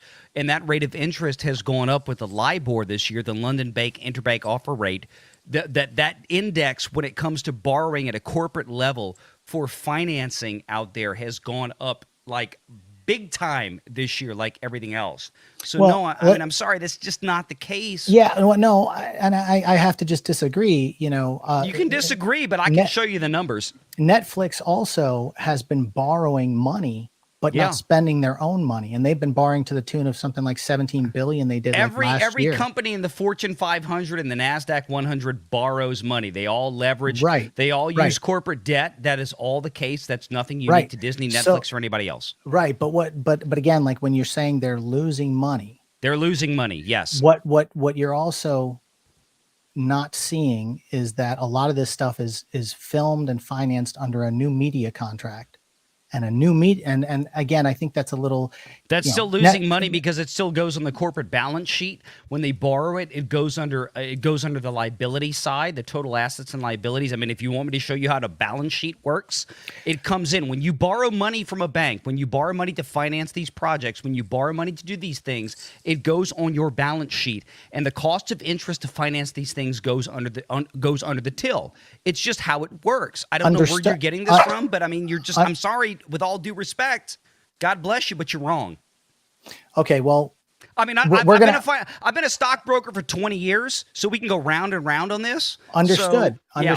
Understood. But what I'm telling you is Disney's position as of now, when they start going to the tiered thing, when they start running ads, they'll be making the same money, if not more, than what Hulu does. So it's gonna offset. They're looking long term. What you see is today. That's a different issue altogether, though, Sean. Right, but what I'm saying is, I've never argued that. I've been covering the Disney Ad Plus tier. I projected that Disney was going to institute an advertising-based tier over 1 year ago, long before they ever announced it. Yeah, I mean, we knew that was coming. But here's the problem: is that it doesn't matter what is or what isn't in the future. It matters what is right now. Like when they finance $400 million to put a picture out like Wakanda Forever, and they have to bring in $800 million at least at the global box office without even China, which they'll never see again, just to break even. Everyone knows China's done. Yeah, exactly. Just to break even in a picture like that. Or whether it's because they spend $150, $200 million on a Disney Plus show that barely registers in the top 10, when you've got other things that are far above it that spent a tenth of the fucking budget, pardon my French, to put their shows out. Coach can play the song. I'm sorry. I couldn't help it at this point. It's late night now. But that's the issue, is that when it comes to an ROI issue, when it comes to return on investment. Yeah, I know what that is. The Iger issue, all this stuff we have seen with Marvel Phase 4, all this stuff we have seen with Star Wars up until this point, all greenlit by Iger. that they just brought back, by the way, using Bob Chapek as a scapegoat for his failures. It all sucks. But again, it's all not done well. More of that leans on the parks. The parks are turning profits. Disney Plus is not. What's your point? No, the parks are struggling. The parks are still turning a profit. Disney Plus is not. What's your point? No, the parks are struggling. That's Give me one your of the main definition reasons. of struggling. I've just told you 3 times now. The parks are still turning a profit. Do you want me to show you the financial results? Well, pull it up. I mean, you talk about having a background for 20 years in finance. Pull it up yourself. It's on the public Disney page on the investor relations side. The parks are turning a profit. ESPN is turning a profit. Disney Plus is not. Theatrical distribution is not. Go back and watch my live streams. You want to sit here and you want to fart out all this information. You're just making this up. I've covered this live stream. I've covered this and I've done this a million times. I've been doing this 20 flipping years. Okay. You've been wrong on every point you've made tonight. So go on. Yeah. I'm just going to disagree with you. You can go ahead and disagree, but you have no facts. It's interesting because I have been very cordial on this and you are just like so fired up. I can't figure out why you feel the need to be fired up like that, because I'm just having a conversation you're not with making any sense. And you keep repeating the same things. You keep saying the same things over and over again that are factually inaccurate. So you feel the need to yell and berate me. Is that the angle? No, it's just that you don't seem to get it across. You don't seem to understand things. What I'm understanding is the things that I have seen and the things that I understand are not necessarily jiving with what you're talking about. But that doesn't mean that like you need to get all fired up at me as if I'm okay. You've said pull this. I've covered this. I've done this for months. You ask dude. him questions, and every time you ask him something before he can answer, you jump in and start screaming at him. I'm not here to fight with people as much as I'm here to just give my perspective on it. And what I'm telling you is they're looking at the long game. And everything will be structured and fall into place. But if you think about it as in today, right here, right now, yeah, you have absolutely your points. But I'm telling you, that's not how those businesses think about it. They have a 5-year plan, how they structure things, what their next moves are going to be, whether it's the parks or whether it's streaming or whether it's combining and packaging like ESPN and so on. I mean, there's so much more to it that like to just throw out exactly what you say and say, that's it. And that's fine if you want to do that, but there's no reason to be belligerent. I mean, I just don't get that. Like I'm not here to be that way, Sean. It's that every time I said, look, this is what's happened. You've said, well, no, this is it. I'm like, no, it's not. No, it isn't.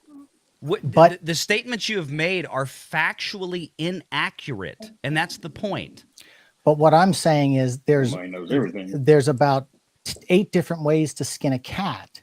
And I don't think you're looking at the big picture because Walt Disney Company owns 3 dozen different sub companies. And I think there's just more. 3 dozen. Yeah. I'm talking like when you look at 500. When you look at the spider web, you know what I'm talking about. It's like it just goes everywhere. But what I'm saying is there's more than one way to skin a cat. And what I'm saying is that they know what they're doing and how they're shuffling things around, and how this movie fails, they can write that off. Marketing cost here, they can write that off. So I think like it's just. But there's only so much of that they can absorb, though, Sean. And that's the point. It's that they cannot keep spending what they're spending on making these shows and these films to just either break even or lose money. That's been going on the last several years. But Valiant, what do you think about COVID? I think a lot of the stuff like Obi-Wan and stuff like that should have been movies that I think all would have made like $1 billion. I feel like if Obi-Wan Kenobi was made into a good movie instead of a TV show on Disney Plus, they would be more successful. But because COVID pushed that to where they're having to move all that to Disney Plus instead of having the films for things that needed to be films, and then just use Disney Plus as a sort of cheaper route to kind of make stories that would fill in the gaps of things. I think that kind of threw off a lot of that, and they're still seeing a little bit of the overhang of that. But also, to your point, the parks never lose money. The parks will always make money because that's where Disney always has the most profitability off of. The But Walt Disney Company is still primarily and foremost, they are a theme park company, period, end of story. Absolutely. But they are struggling. I didn't say they weren't financially profitable. I said they were struggling in the parks. The lines are insane. And that's exactly why after Chapek had made that comment last week about, they only let so many people in at a time, and the experience is the most important thing. And then when you talk to the people on the ground, they're telling you that that's not the way it is, and that people are upset, people are fired up when they're there, they're overcrowded. So yeah, I mean, I'm saying they're struggling. And remember, it's all about the experience with Disney. It's not right. So you have to remember they're all about the experience with the guest, and that has been suffering under when Chapek made that lateral move. So I do have to say, on Sean's point, right, as a 40+ year Disney fan, I guess I'm called a shill, right? But as a parks fan, Disney shield. Yeah, Shill, just because you like the parks, Matt. I saw Melvin was here. He said hello. No word. Right, but in regards to the parks, right, and the experience of the parks, Iger is going to come out smelling like roses because he's going to do at least two things that's going to, maybe three, but at least two things that's going to catapult him, right, over the Chapek regime, right? He's going to take away park reservations, and he's going to put back park hopping all day long. Maybe he's going to do something about Genie Plus, right? But the dissatisfaction in the parks is two things, right? It's the price has gone up and the value has gone down, right? And part of the reason why that value has gone down, right, is because things have been implemented. Yes, some of those are the same things that Iger started, right? But Chapek implemented some of the parks-based things in a way that's very, very upsetting to the parks consumer. And that's right? where some of the parks consumers, and that's where Valiant is correct. The majority of the parks, because not a majority. When Valiant says their bread and butter is their parks, that's the concern. I mean, again, like that's like as of what's going on now. The parks revenues went down in this past quarter because the international customers that came in over the summer, there were the highest per capita expenditures for years, for decades, for the Walt Disney parks. Oh, sure, and it mostly from they Asia. started slowing down because of absolutely. COVID restrictions coming in. Now we're coming into an inflationary period that infected not only Disney but every company in the entertainment industry and every country in the world there. too. Exactly. Yeah. So the point is with that is that Genie Plus, frankly, was a big hit for the Walt Disney Company when it came to profitability. So if Iger wants to remove Genie Plus, that would be the dumbest ass thing he could ever do. I didn't say he was going to remove Genie Plus, right? What I said was park reservations, park hopping, right? Those are the biggest things. Genie Plus, as incepted, was supposed to be pay for Fast Pass, right? Which is a very different thing than what got implemented.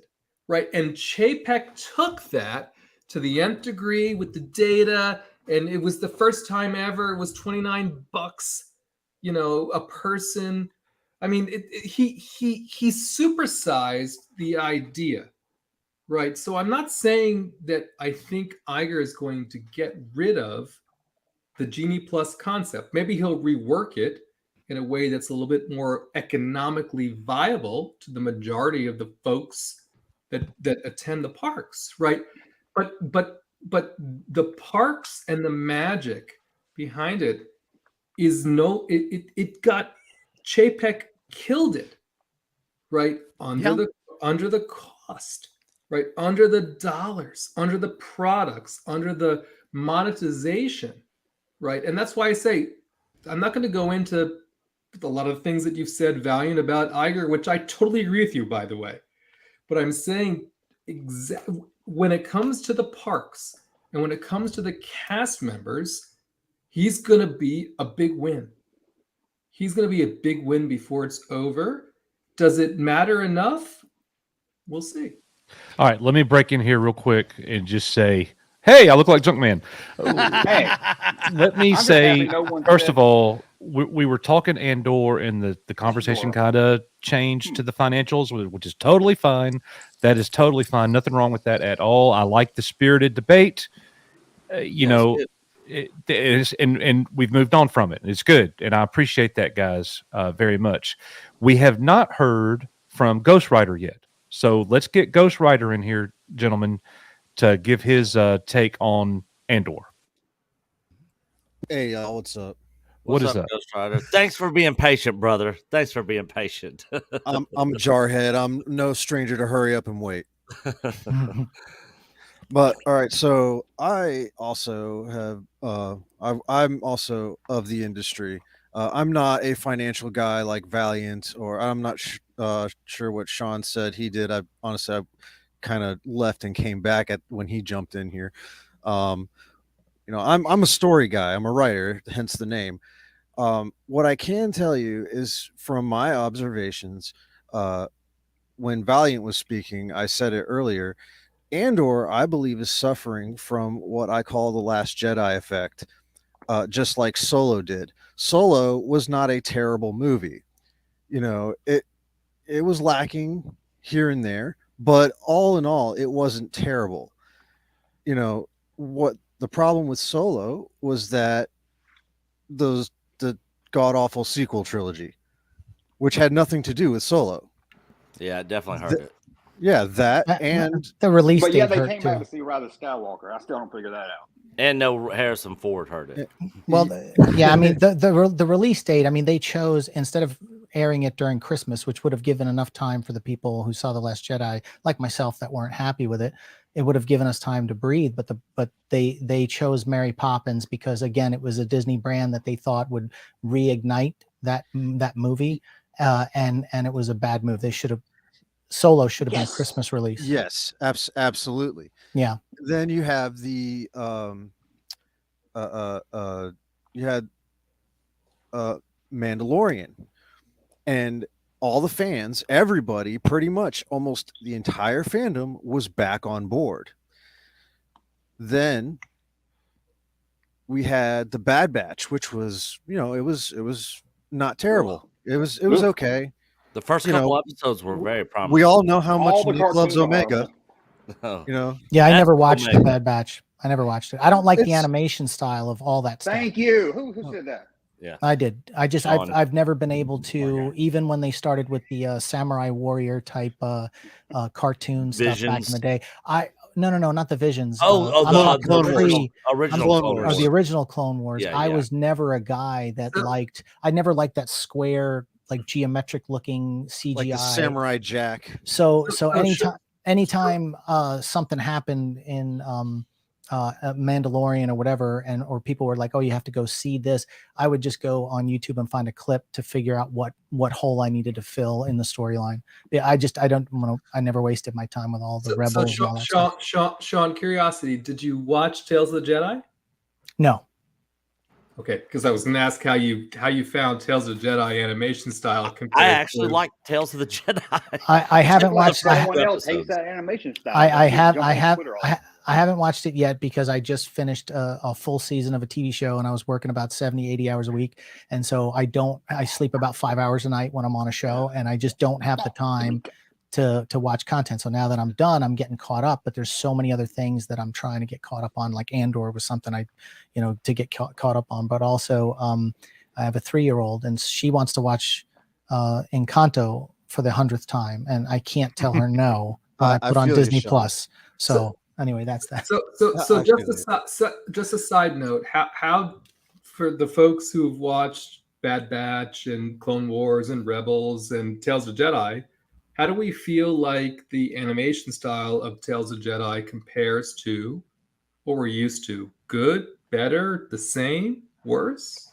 That was the reason why I asked the question. I wasn't trying to call you out and not watching it, Sean. I I'm think just I curious thought it on was the fine. comparison. I thought it was fine. But again, it's something subjective. A lot of people don't like animation, period, and some people don't like that kind of animation. It's like with Arcane, and a lot of people. The worst thing I heard people talk about Arcane was they didn't like the Arcane's animation style.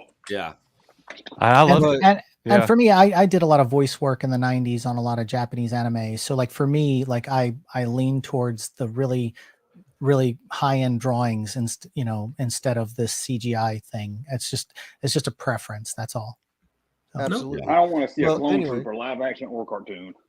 Anyway, so we had the Bad Batch. That was okay. It was well received. It was not terrible. And then we had Mando season 2, and then Luke coming back. The entire fandom was united for about 2 weeks. Then Gina Carano got canned, and that split the fandom in half again. So they just got back into the good graces of all the fans, and then that happened with Gina, and then they were back to square one. Well, I would argue my point that Gina Carano, I don't think that split the fandom. And because if you're saying split, you're talking 50-50. I'm thinking it's more like 20%, because the people with the loudest megaphones are the people on social media, and that's not the overall picture of people in general. And again, I've worked for Disney, I've worked for Hulu, and we all sign agreements when we get hired. And we also have a social media contract that we kind of have to abide by. And I'm an independent contractor, it's the same as she was, and we all have the same contract. And so if you don't abide by it, and they gave her a long leash. I mean, they really did. They let her say a lot of stuff before they. I'm not here to argue. I'm not here to talk about. What I'm talking about the fandom, and I don't think it's split as people think it is. I just think there's a small sect of people that have a huge megaphone, and that's it. Okay, well, but go ahead. So. You pissed off the fans again when Gina Carano got fired. Then you got what was next? It was Book of Boba. All right, and Book of Boba was it was rushed. It was rushed, and it wasn't it wasn't as good as it could have been. It was definitely I could see the micromanaging going on in the story. That, and then with Obi-Wan, which was very under budget compared to like something like Andor, which I really liked. Andor. They spend 90 million on Kenobi, 90 million, I think. Something like that. Yeah, it was. But for a legacy character, 2 legacy characters, Darth Vader and Obi-Wan Kenobi, 2 of the key components in the main Star Wars story, and you're going to give Andor more money? You're going like that doesn't make sense. Well, Andor was in development before Kenobi was. The series, there was they did float doing the Kenobi feature back in development when Solo came out the bomb, and they pulled out a lot of Star Wars story feature. Sean's getting robotic-y. Yeah. Oh, I'm not close enough. Yeah, but a lot of that stuff was pulled out before, so I think that it was like patchwork. The Kenobi series was patchwork from what they were trying to do as a feature film. Well, the Kenobi series, what happened there was that they went back and they completely changed the story from what the original script was. Well, the original script was supposed to be him with Luke Skywalker as a kid running around, and then they were like, that doesn't make sense because how does he not? I don't know. Not them. It was Kathleen Kennedy and her story group that they went in and they butted in, and they changed it around. Did y'all really want a Luke Skywalker and Obi-Wan? I did. I would have Yes. preferred that. God, Honestly, kind of move on from Luke Skywalker. Shit. I thought the Kenobi story was going to be him against the Tusken Raiders, and it was going to be some sort of big war. I had Yeah, no I idea they thought were it'd going be to like tie it in like they did with all that stuff. Well, Yeah. I mean, the my point is those between the Book of Boba Fett and losing all the like with them bringing Grogu back, thinking that Mando can't stand without Grogu. That's completely idiotic. Okay, like Grogu has served his purpose on the show. He should have stayed with Luke. He That's a should have classic stayed with Kyle. Luke. Then So, you could have so had. just to make sure, I gotta just break in here, right? At this point, the Mandalorian can absolutely not exist other than Grogu. Right? They have totally ruined anything about that story that's not Grogu related, and they then further ruined it with what they did with Book of Boba Fett. So I just want to be clear. Sadly, I agree. I just want to be clear. The How's it only ruined? reason why Mandalorian is still viable at this point is because of Grogu. And what they're going to do with Grogu in Mandalorian season 3 Was is his little going to be Mando so much outfit? more abhorrent than we've seen so far. That's why I'm saying I hope everyone stands up and applauds because it's horrible. It's horrible don't know compared to what we just got with Andor. Horrible. Grogu should have stayed with Luke. He should have never come back they shouldn't have touched him in Book of Boba. You could have gotten to Luke. I think what happened at the end of the season where Luke Skywalker reveals himself and everything, it was such a huge moment for him to just kind of be thrown into the battle in Book of Boba Fett, and he shows up and he's like, "Oh, what are you doing here?" It was like it took away that touching of the helmet, that emotional connection, that like huge moment. Yes. From a storytelling standpoint, Ghost Rider, you're absolutely on point with that. It just ruined that moment in hindsight. You ruined the I mean, and these are supposed to be interconnected, just like the MCU. That was the original idea, right? And because they decided to mess with Mando's storyline like that in Book of Boba, it further divides fans again, because now you have the people that are like, "Oh yay, the baby's back," and then you have the people that are like, "Oh no, this is bad, this is terrible," Then let me ask a question to you, Ghost Rider, into the chat. Here's something for everybody to think about. Why is it that when I walked into Target last week that I didn't see anything on the shelves for modern Star Wars, with the exception of some Mando and Grogu stuff? I mean, but the overwhelming majority, 75% of it, was OG Star Wars, because nothing else can sell. Who would have gone out here? This is the question. Who would have gone out this Christmas and this Black Friday and would have snapped up a Grogu toy or a multitude of Grogu toys dressed in a Jedi robe with a little lightsaber? You're jumping ahead of me, Valiant.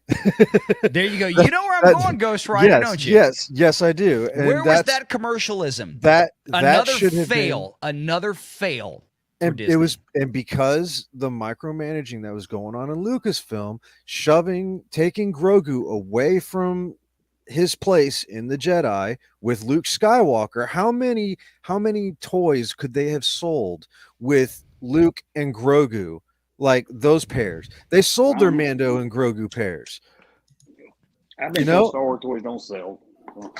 Well, No. I mean, I noticed I saw that's not really true. the Hasbro had their little big thing a couple of weeks back, I think, and one of the figures that they're pushing is like Lando Calrissian in the skiff guard outfit, and I'm going, well, yeah, I mean, because the only people who watch the original trilogy really collect now. I mean, there's like, and that's one thing that Lucasfilm and people like with the big egos like Miss Kennedy really don't understand. Like I think what's going on there is that, and from her words, she wants the new generation to be the ones. She thinks that they're the ones that are buying these things, when in reality it's the new generation's parents that collect these things, the older generation that grew up with all this stuff. All People right, let me break like in me. here real quick. That's a great, point of conversation there. I got to break in here and ask Junkman if he's got a take on the toys. Like, what's going on with the toys with Star Wars? Who's buying them? Where are they at? Is this real? Is it a real problem? Let's talk about, before we get into that, movie action figure lines are tanking all over the board. Time out just a second. So everybody's like saying their credentials and things like that. There's one person here that, I mean, I can't speak for everybody, but there's one person here that really has his, finger on the pulse of toys, and it's him. Junkman knows what's going on with the toys. So listen up, folks. I mean, it's a factor of both. First, you have the collectors, but the collector is not going to move the market. You need the kids to buy it. The kids have moved on from movie-based action figure lines. Even Marvel, what's hot in action figures right now is video game action figures. That's what kids want. Mm-hmm. And Disney or Hasbro's trying to chase, the collector and the kids. They're going to have to decide to pick collector or kid, and the collector wants old school, which have already made every old school figure 25 times. So you almost hit a gate where what can they do different now? So they went back to the retro line, of course, and that's kind of been successful. But you're just not going to get kids buying these toys because they're not into these movies. Like when we were a kid, we'd go see a movie, and we would be, it would be a year before we see another movie. Or we would have that whole toy line. Even the 90s. Now there's a new movie every, 3 or 4 months, a new action figure line every 3 months. They just don't sell like they used to. I would say that most of the hardcore collectors are buying Sideshow and Hot Toys. They're not buying Hasbro because they're the only ones doing premiere stuff, and we're talking $200-300 a 12-inch figure, posable Black figure. Series might collectors pick up the Black Series more, maybe yeah, I don't know. Yeah. They're not buying enough. And Junkman, everything you just said, I totally agree with. You're absolutely correct on that point. And I mean, I've been covering this now for the last couple of months.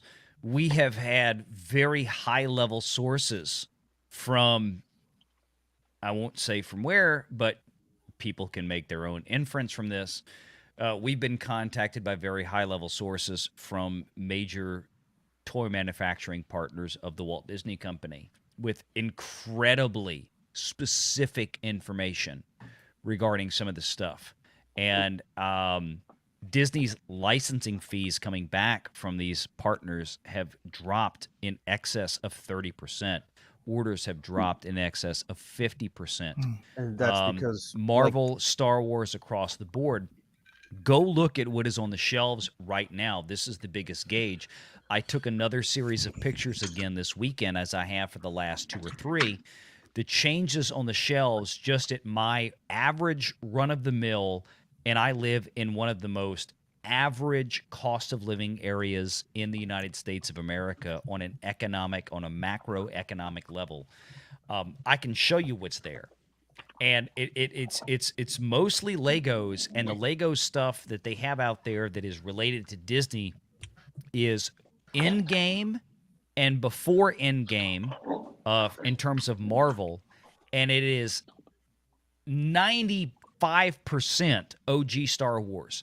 The other 5% is Mando and Grogu stuff. That's it.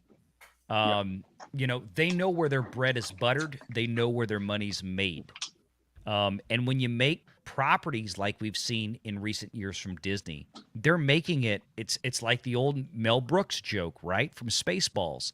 Merchandising, where the real money is made. The problem is right now is that nothing that Disney is producing in the new is doing anything in that regard compared to its predecessors. That's a fact. And that's going to keep happening until they can get their ship in order. And we've seen that. Like I said, we've been contacted by people in that industry at very high positions, extremely high positions. Well, he's got 2 years to do it. Got 2 years to do it. So I want to say this. 2 years to do it. Well, hang on. I want to say this about toys and merchandise. Mm-hmm. Kids today, Junkman's right. They don't buy toys anymore. Mm-mm.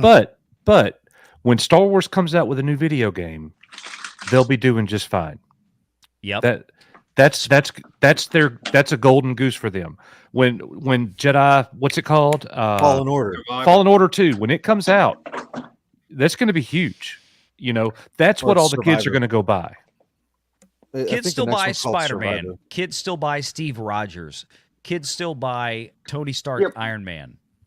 They buy them. They just don't buy the whole line like we did. You know, we had to collect the whole line.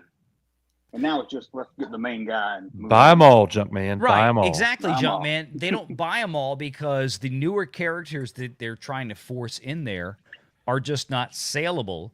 And from what we've heard from, these upper levels at the toy manufacturing industries is that basically their contracts are forced upon them. If they want to continue to sell Spider-Man and Iron Man and Captain America and the Avengers, then they also have to produce a couple of Black Widows and Shang-Chi's and Eternals and all this kind of stuff that winds up at Ollie's and Hudson's Discount Treasure Hunt. And that's why we have Rose Tico dolls that are used as cannon fodder, on a weekend on July 4th. I mean, that's whenever you see Star Trek figures, there'll be Discovery mixed in with them. Oh, Junkman, let me ask you: are you talking about the Star Trek Prime contracts? Star Trek Prime Kirk, Prime Spock, like not Star Trek, but the ones they had to make 25% different and label it Prime on the packaging because of licensing and legal issues? Yeah, it's too hard to keep up with the Prime stuff. I know, like the Playmates came back out with Star Trek figures, and they got the classic series, they got the Next Generation, and then they had to throw in 2 Discovery just because of the content. There you go. So you see, you're confirming everything we know and we've heard. So that's great. I mean, that's what we have been hearing too, Bob. And let me say, Hasbro. I mean, I got a whole big issue with Hasbro. That's part of the problem right there. Hasbro should go away. Disney needs to find somebody else. But they're not making much on Star Wars, even when it sells, because they're paying so much. They pay for that license, the rights, and that's just so Mattel wouldn't get it. Valiant, what'd you just say to me this morning about going and taking pictures in the toy line? You mean when he called you and didn't call me? Yeah. Oh God, you know what? Nobody called me. We were in a text conversation. I'm gonna call you right now, so I don't have to hear about this. You usually do text me when I stream. I just, you know what? Never mind. No, Nick, what are you referring to specifically? I'm sorry. No. Nick. When I called you this my morning. bad. Yeah, when you were saying that you went down the toy aisle and it was all OT stuff, all Mando stuff. There was no sequel trilogy, anything in the There's a lot of Kenobi stuff at my local Target. There is. There are a I saw handful. a Reva figure at Walmart tonight. Yeah, well, I haven't seen Reva. But technically, those are legacy characters. Yeah. I mean, there was some Kenobi Lego sets for sure. But I mean, like, one of the things I had never seen before that was brand new, that was in the center of the aisle, like they were lining it up for a Black Friday blowout. And I thought this was cool. I might go back tomorrow and buy one. No joke. They had this, and it's super cool at Target. Everybody else, if you want to get it, let you know now. It was like $30, $29.95. It was a 200-piece Lego Star Wars set of the Skywalker trench run. It's sweet. It looks cool. Like that is what Lego is putting out right now for Black Friday. They ain't putting out Obi-Wan stuff. They ain't putting out Andor stuff. Nobody gives a flip. Okay. Well, we saw what happened with that Reva lightsaber. Yeah, nobody cared about that either. Yep. Here it is. You want to see it? You want to see it? Of course he has it. What is that, man? I can't see it. You can't see it off camera. That's the Lego trench run. You got the trench run thing. There you go. That's it, dude. I have. There's a Yoda Dagobah. They're behind me. That's all the new Top one is sets. the Yeah, Yoda Dagobah, the one is the trash compactor, and this is the trench run. that's awesome. Yeah, totally recommend. I love it. Yeah, recommend. no, thank you. Yeah, Matt, I might totally go grab that tomorrow at Target, dude. I saw that and I was like, this is awesome. I love this. It was like a 250-piece set, right, Matt? And on your point, Lego knows, right? I can point to this again. I'll bring the Dagobah one if you all want to see, and the trash compactor, right? But these dioramas for what they call the adult. Thank God he didn't say diarrheas. Diorama for the adult. They call them for the adult followers of Lego, AFOLs. Yep. Right? They know. A kid's not going to play with that. That's on a shelf. This is totally for show. It's a collector set. Yeah, if you all, I'll bring the Yoda Dagobah and the other one. They're let me show you something. Exactly as amazing. And as soon as they announced them, I'm like, I pre-ordered them. Now you can get them. Now you can get them probably on special, right? But they are absolutely amazing. Absolutely amazing. Whoa. Nick must have a Facebook app because he got ugly real quick. Oh no! What is up, Noel? One thing I like Nick's background, and because I just finished watching episode 12 of Andor earlier, and I loved seeing the shuttle in that shot. It was really good when it banked around and landed. Oh yeah, that was awesome. I think the show's got good moments. Like I find things that I go, oh, I agree with that. Yeah, I agree with that. It does have good moments. This is what they know what works out there in Legoland. Yep. Oh wow. We finished. How much was that? How much was that? This was. I'm lying. I don't remember. I think this was probably about 200 for the set. Wow. Okay, and then I spent another 70 on the light kit. I have not installed it yet. Wow. We have the Ecto one that was like $300 back there, and I installed the light kit in that one. That one's just super cool with the light kit. I love watching people with the Legos. I've never purchased Legos ever in my entire life, but I love watching everyone else's Lego collection and stuff because I just don't have the patience to put the stuff together. Like I just don't have it. So I applaud. I do that, Sean, with me and Renegade Jr. My son and I, we do that together. So that's like our thing now. But I mean, I grew up with my dad doing the same thing, so it's super cool. We love it. Nice. Yeah, I'm also a Lego guy. Y'all buy Legos. Anyway, back to what I was saying. It's a crazy Barbie doll on Junkman's camera, and it's driving me crazy. So, Barbie is a slut. is anybody else getting an echo? Yeah, I'm hearing an echo too. Yeah, I hear feedback. I thought it was the acid kicking in. Oh my gosh. Oh Lord. Oh. And with that, folks. Okay. Anyway. Yeah, my original trilogy figures. I was just gonna say real quick. I've been selling them to put money away for my daughter's college. She's 3, so I got time. So I've been selling stuff left and right. I mean, and stuff that I had, in 70, 78, 79, like all the stuff when I was a kid. And so it's been really interesting to let that stuff go to collectors. But yeah, I stopped collecting stuff a long time ago. But I've got little things, but they're more. I've got some high-end pieces like this. This maquette is this was like a $600. I had a guy in the UK. He made that. Greg Nicotero has I have the third. That's the fourth one. Greg Nicotero has the second one, and I think they kept the first. But yeah, no, some of the pieces I have are nice, but I don't. I wish. I got a 3-year-old little girl, man. I just spent all this stuff on dolls. And she loves all the Disney stuff. She's Disney princess crazy. So yeah, I wish I could collect again. Too. It's all good, man. I understand. Buy her a As Dusty. most little girls should be. Classic Disney princess. Yeah. I'm trying. I showed her some Star Wars stuff, and I put on the 77 movie, and Chewbacca roars, and she just goes, "That's a dog," and walks away. And I'm like, okay. And I can't get her into it. I've tried everything. I can't get it. I'm trying to brainwash her. I got 2 teenage daughters. I remember their days, their first trips to Disney with the Disney princess stuff, and I'm like, yeah, I'm thinking back to that now. I got one going to college. My oldest is going to college next year. I'm like, oh well, that time is gone. Wow. So yeah, I'm a late bloomer. I'll be 48 in April, but I have a 3-year-old now. I've never had kids. This is my first one. So So Oh man, well, God Ooh. bless you. You're at the early stages. Stay in You got- shape, man. You Stay got in a long shape. way to go, dude. Okay, absolutely. Long way I to go, work out. Sean. So back to what I was saying. Before we segued into the toys.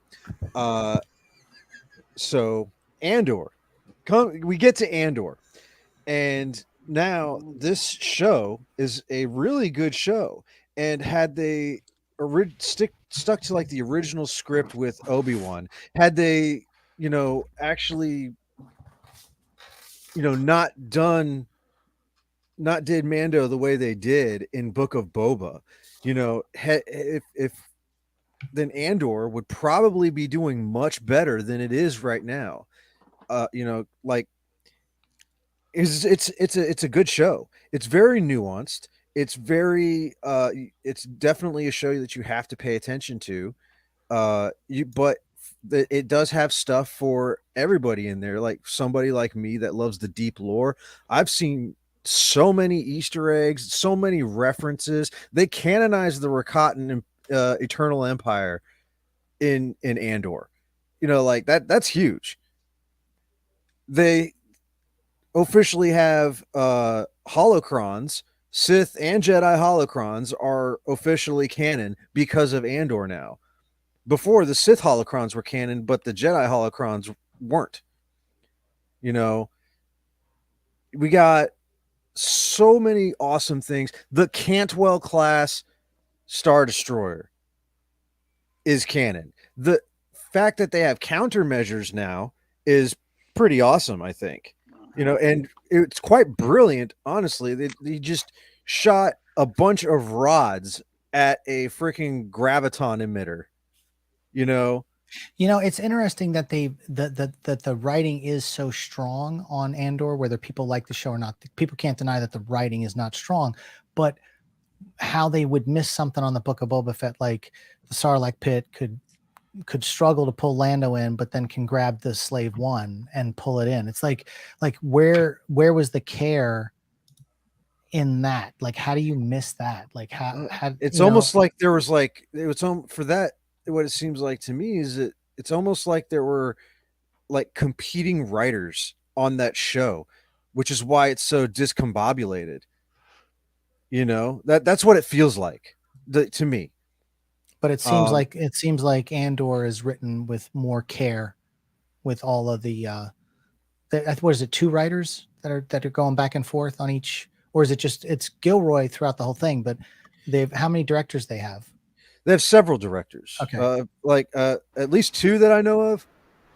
I've seen 2 names pop up, but I Hey, haven't. Valiant Renegade with $20 super chat. Super chat. Let me ask y'all. Who's running the stream? Super chatting to buy back Coach's friendship, even if I like Nick more.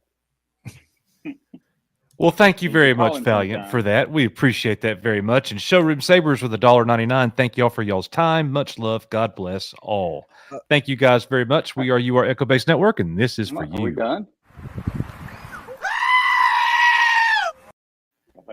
You really like that goat, I don't thought you, it was a Coach? good back clip. Feeling the goat tonight.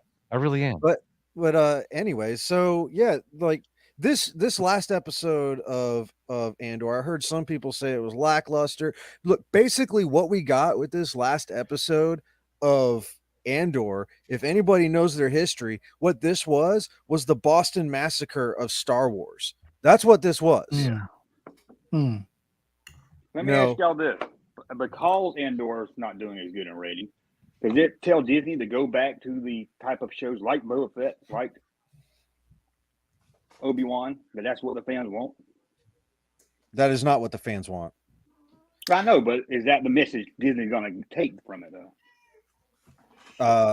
I mean, if the rumors you about got what's Andor happening that's with really Kathleen good. Kennedy, depending on if the rumors of with what's happening with Kathleen Kennedy are true or not, I mean, if you take that combined with what Valiant's reported on as far as the numbers go, the facts, it ain't looking too good for that brand of that flavor of Star Wars.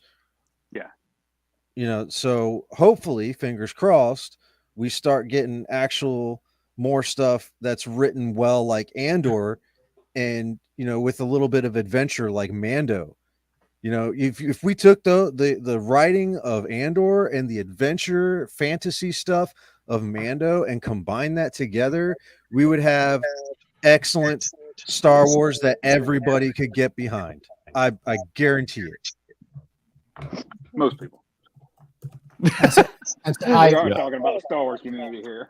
I had, okay, most people. Just before I got on this stream, I had dropped my Andor 12 video and episode 12 video, and it's only like 3 minutes long or something. And one of the things that I said was, I think every episode ends in this weird, like, you don't know what's going to happen, cliffhanger kind of thing. And I almost feel like all of this is just leading to Rogue One. So it's like we already kind of know and see the character arc for Cassian in Rogue One, that finishes his story. So I feel like we're just going to get teased throughout the entire show, and then we'll realize, oh, Rogue One finishes it off.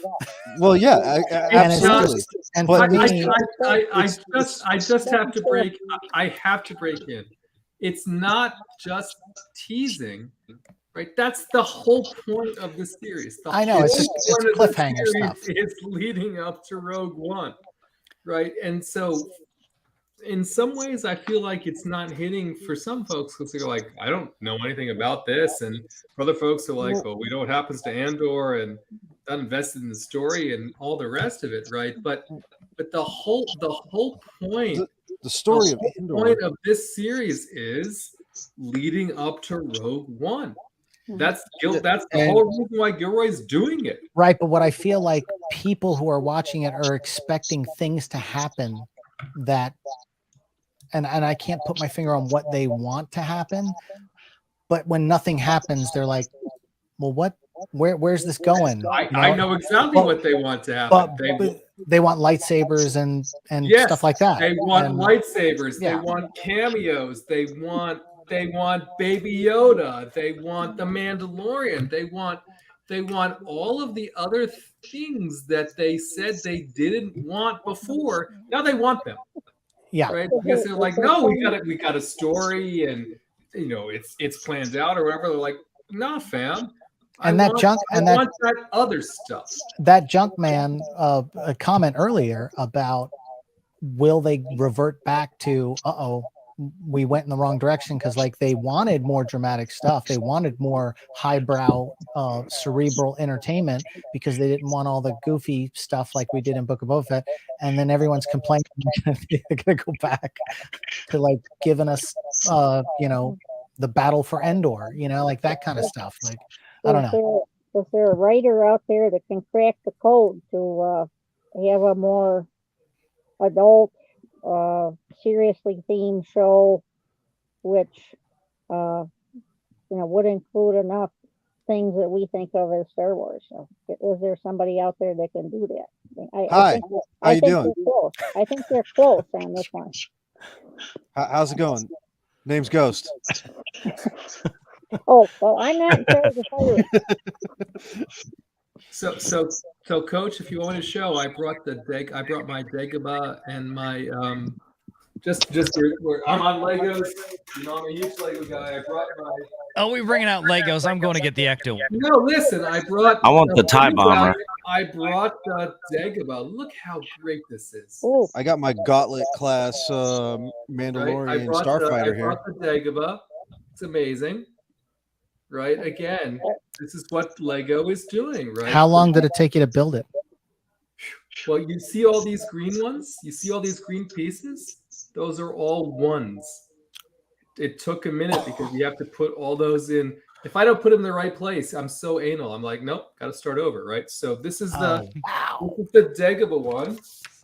And then I have the Junkman, thank you for coming in tonight, man. All right, guys. You want to plug your channel real quick? That Junkman.com and JunkmanMerch.com. All t-shirts for $13 this weekend. So let's go. Everybody go on, subscribe and check out thatjunkman.com. Endorsed by Valiant Renegade. There you go. There you go, man. I can't get no better than that. I'll take that. And then I have just to close the loop. See you, buddy. Bye, guys. Good to see you, Junkman. See you, I gentlemen. have the trash compactor, and it moves in. This thing. Oh Right? wow. It moves in. Oh, I didn't see Oh, that that's one, so Matt. cool. That's sweet. Wait, was that like a Target thing too? Yeah, they're all the same.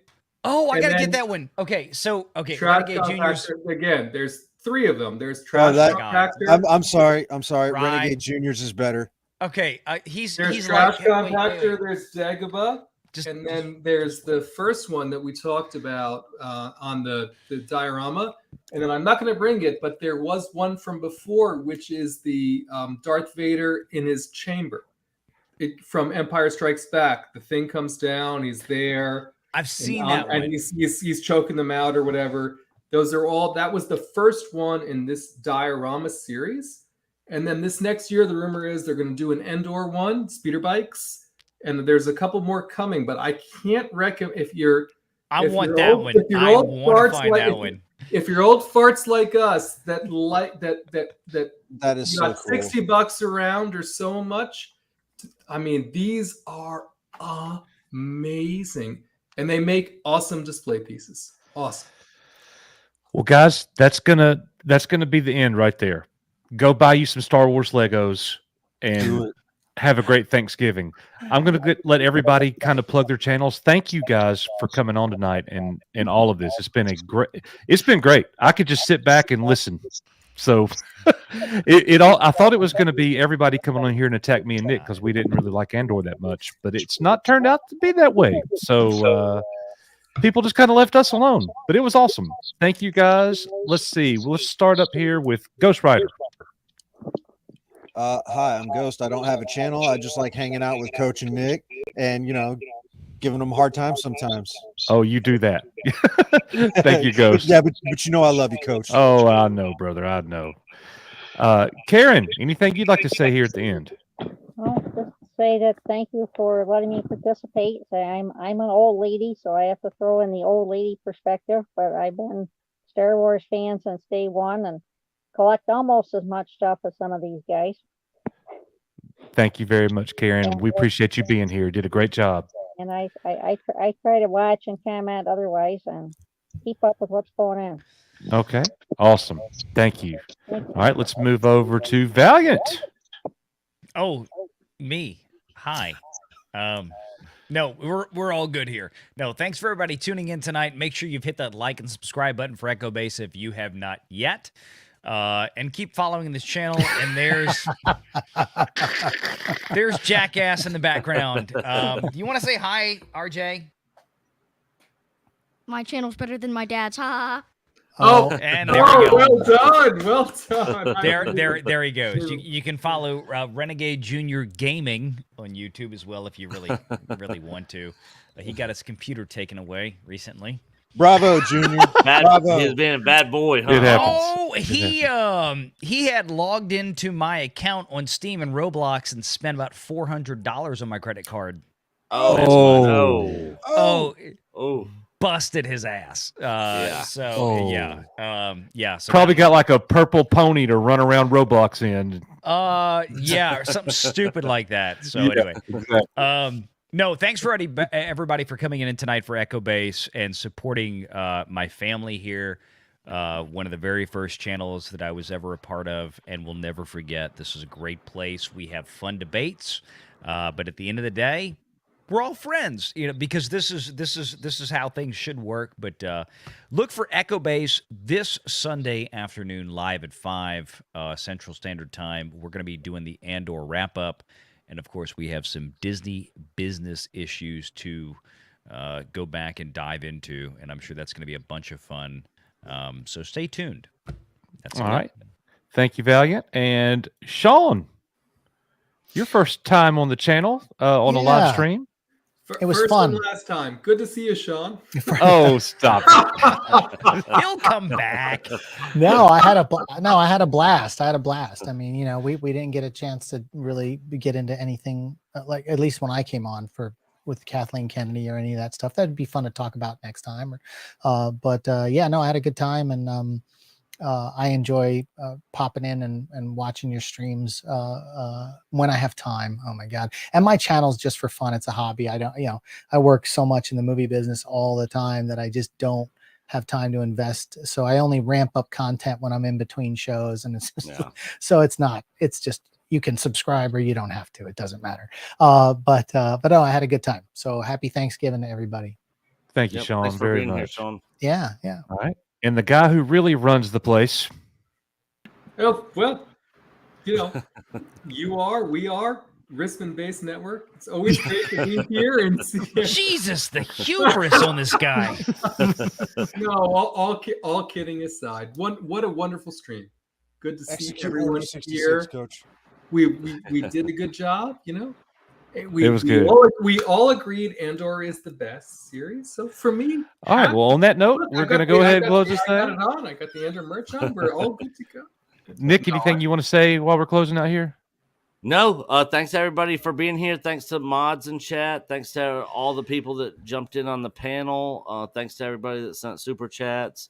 All our Patreon members and all our channel members. We appreciate each and every one of y'all, and y'all have a good Thanksgiving tomorrow.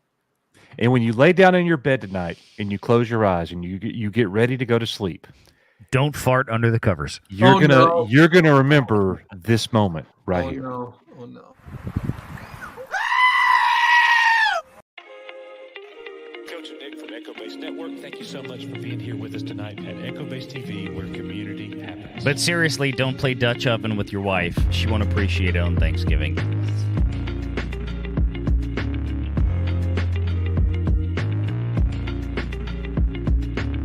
My wife will be like, boy, get out of here. I'm glad I'm single, I guess. I can still fart in the bed.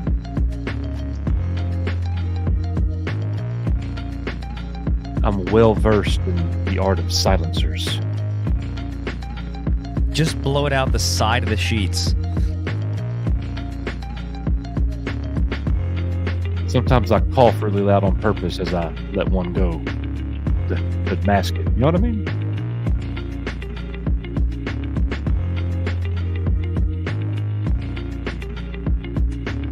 Be proud of those. Where community happens. All right, guys, we're out. Love you guys. We are your Echo Base Network. We'll see you guys on the next one.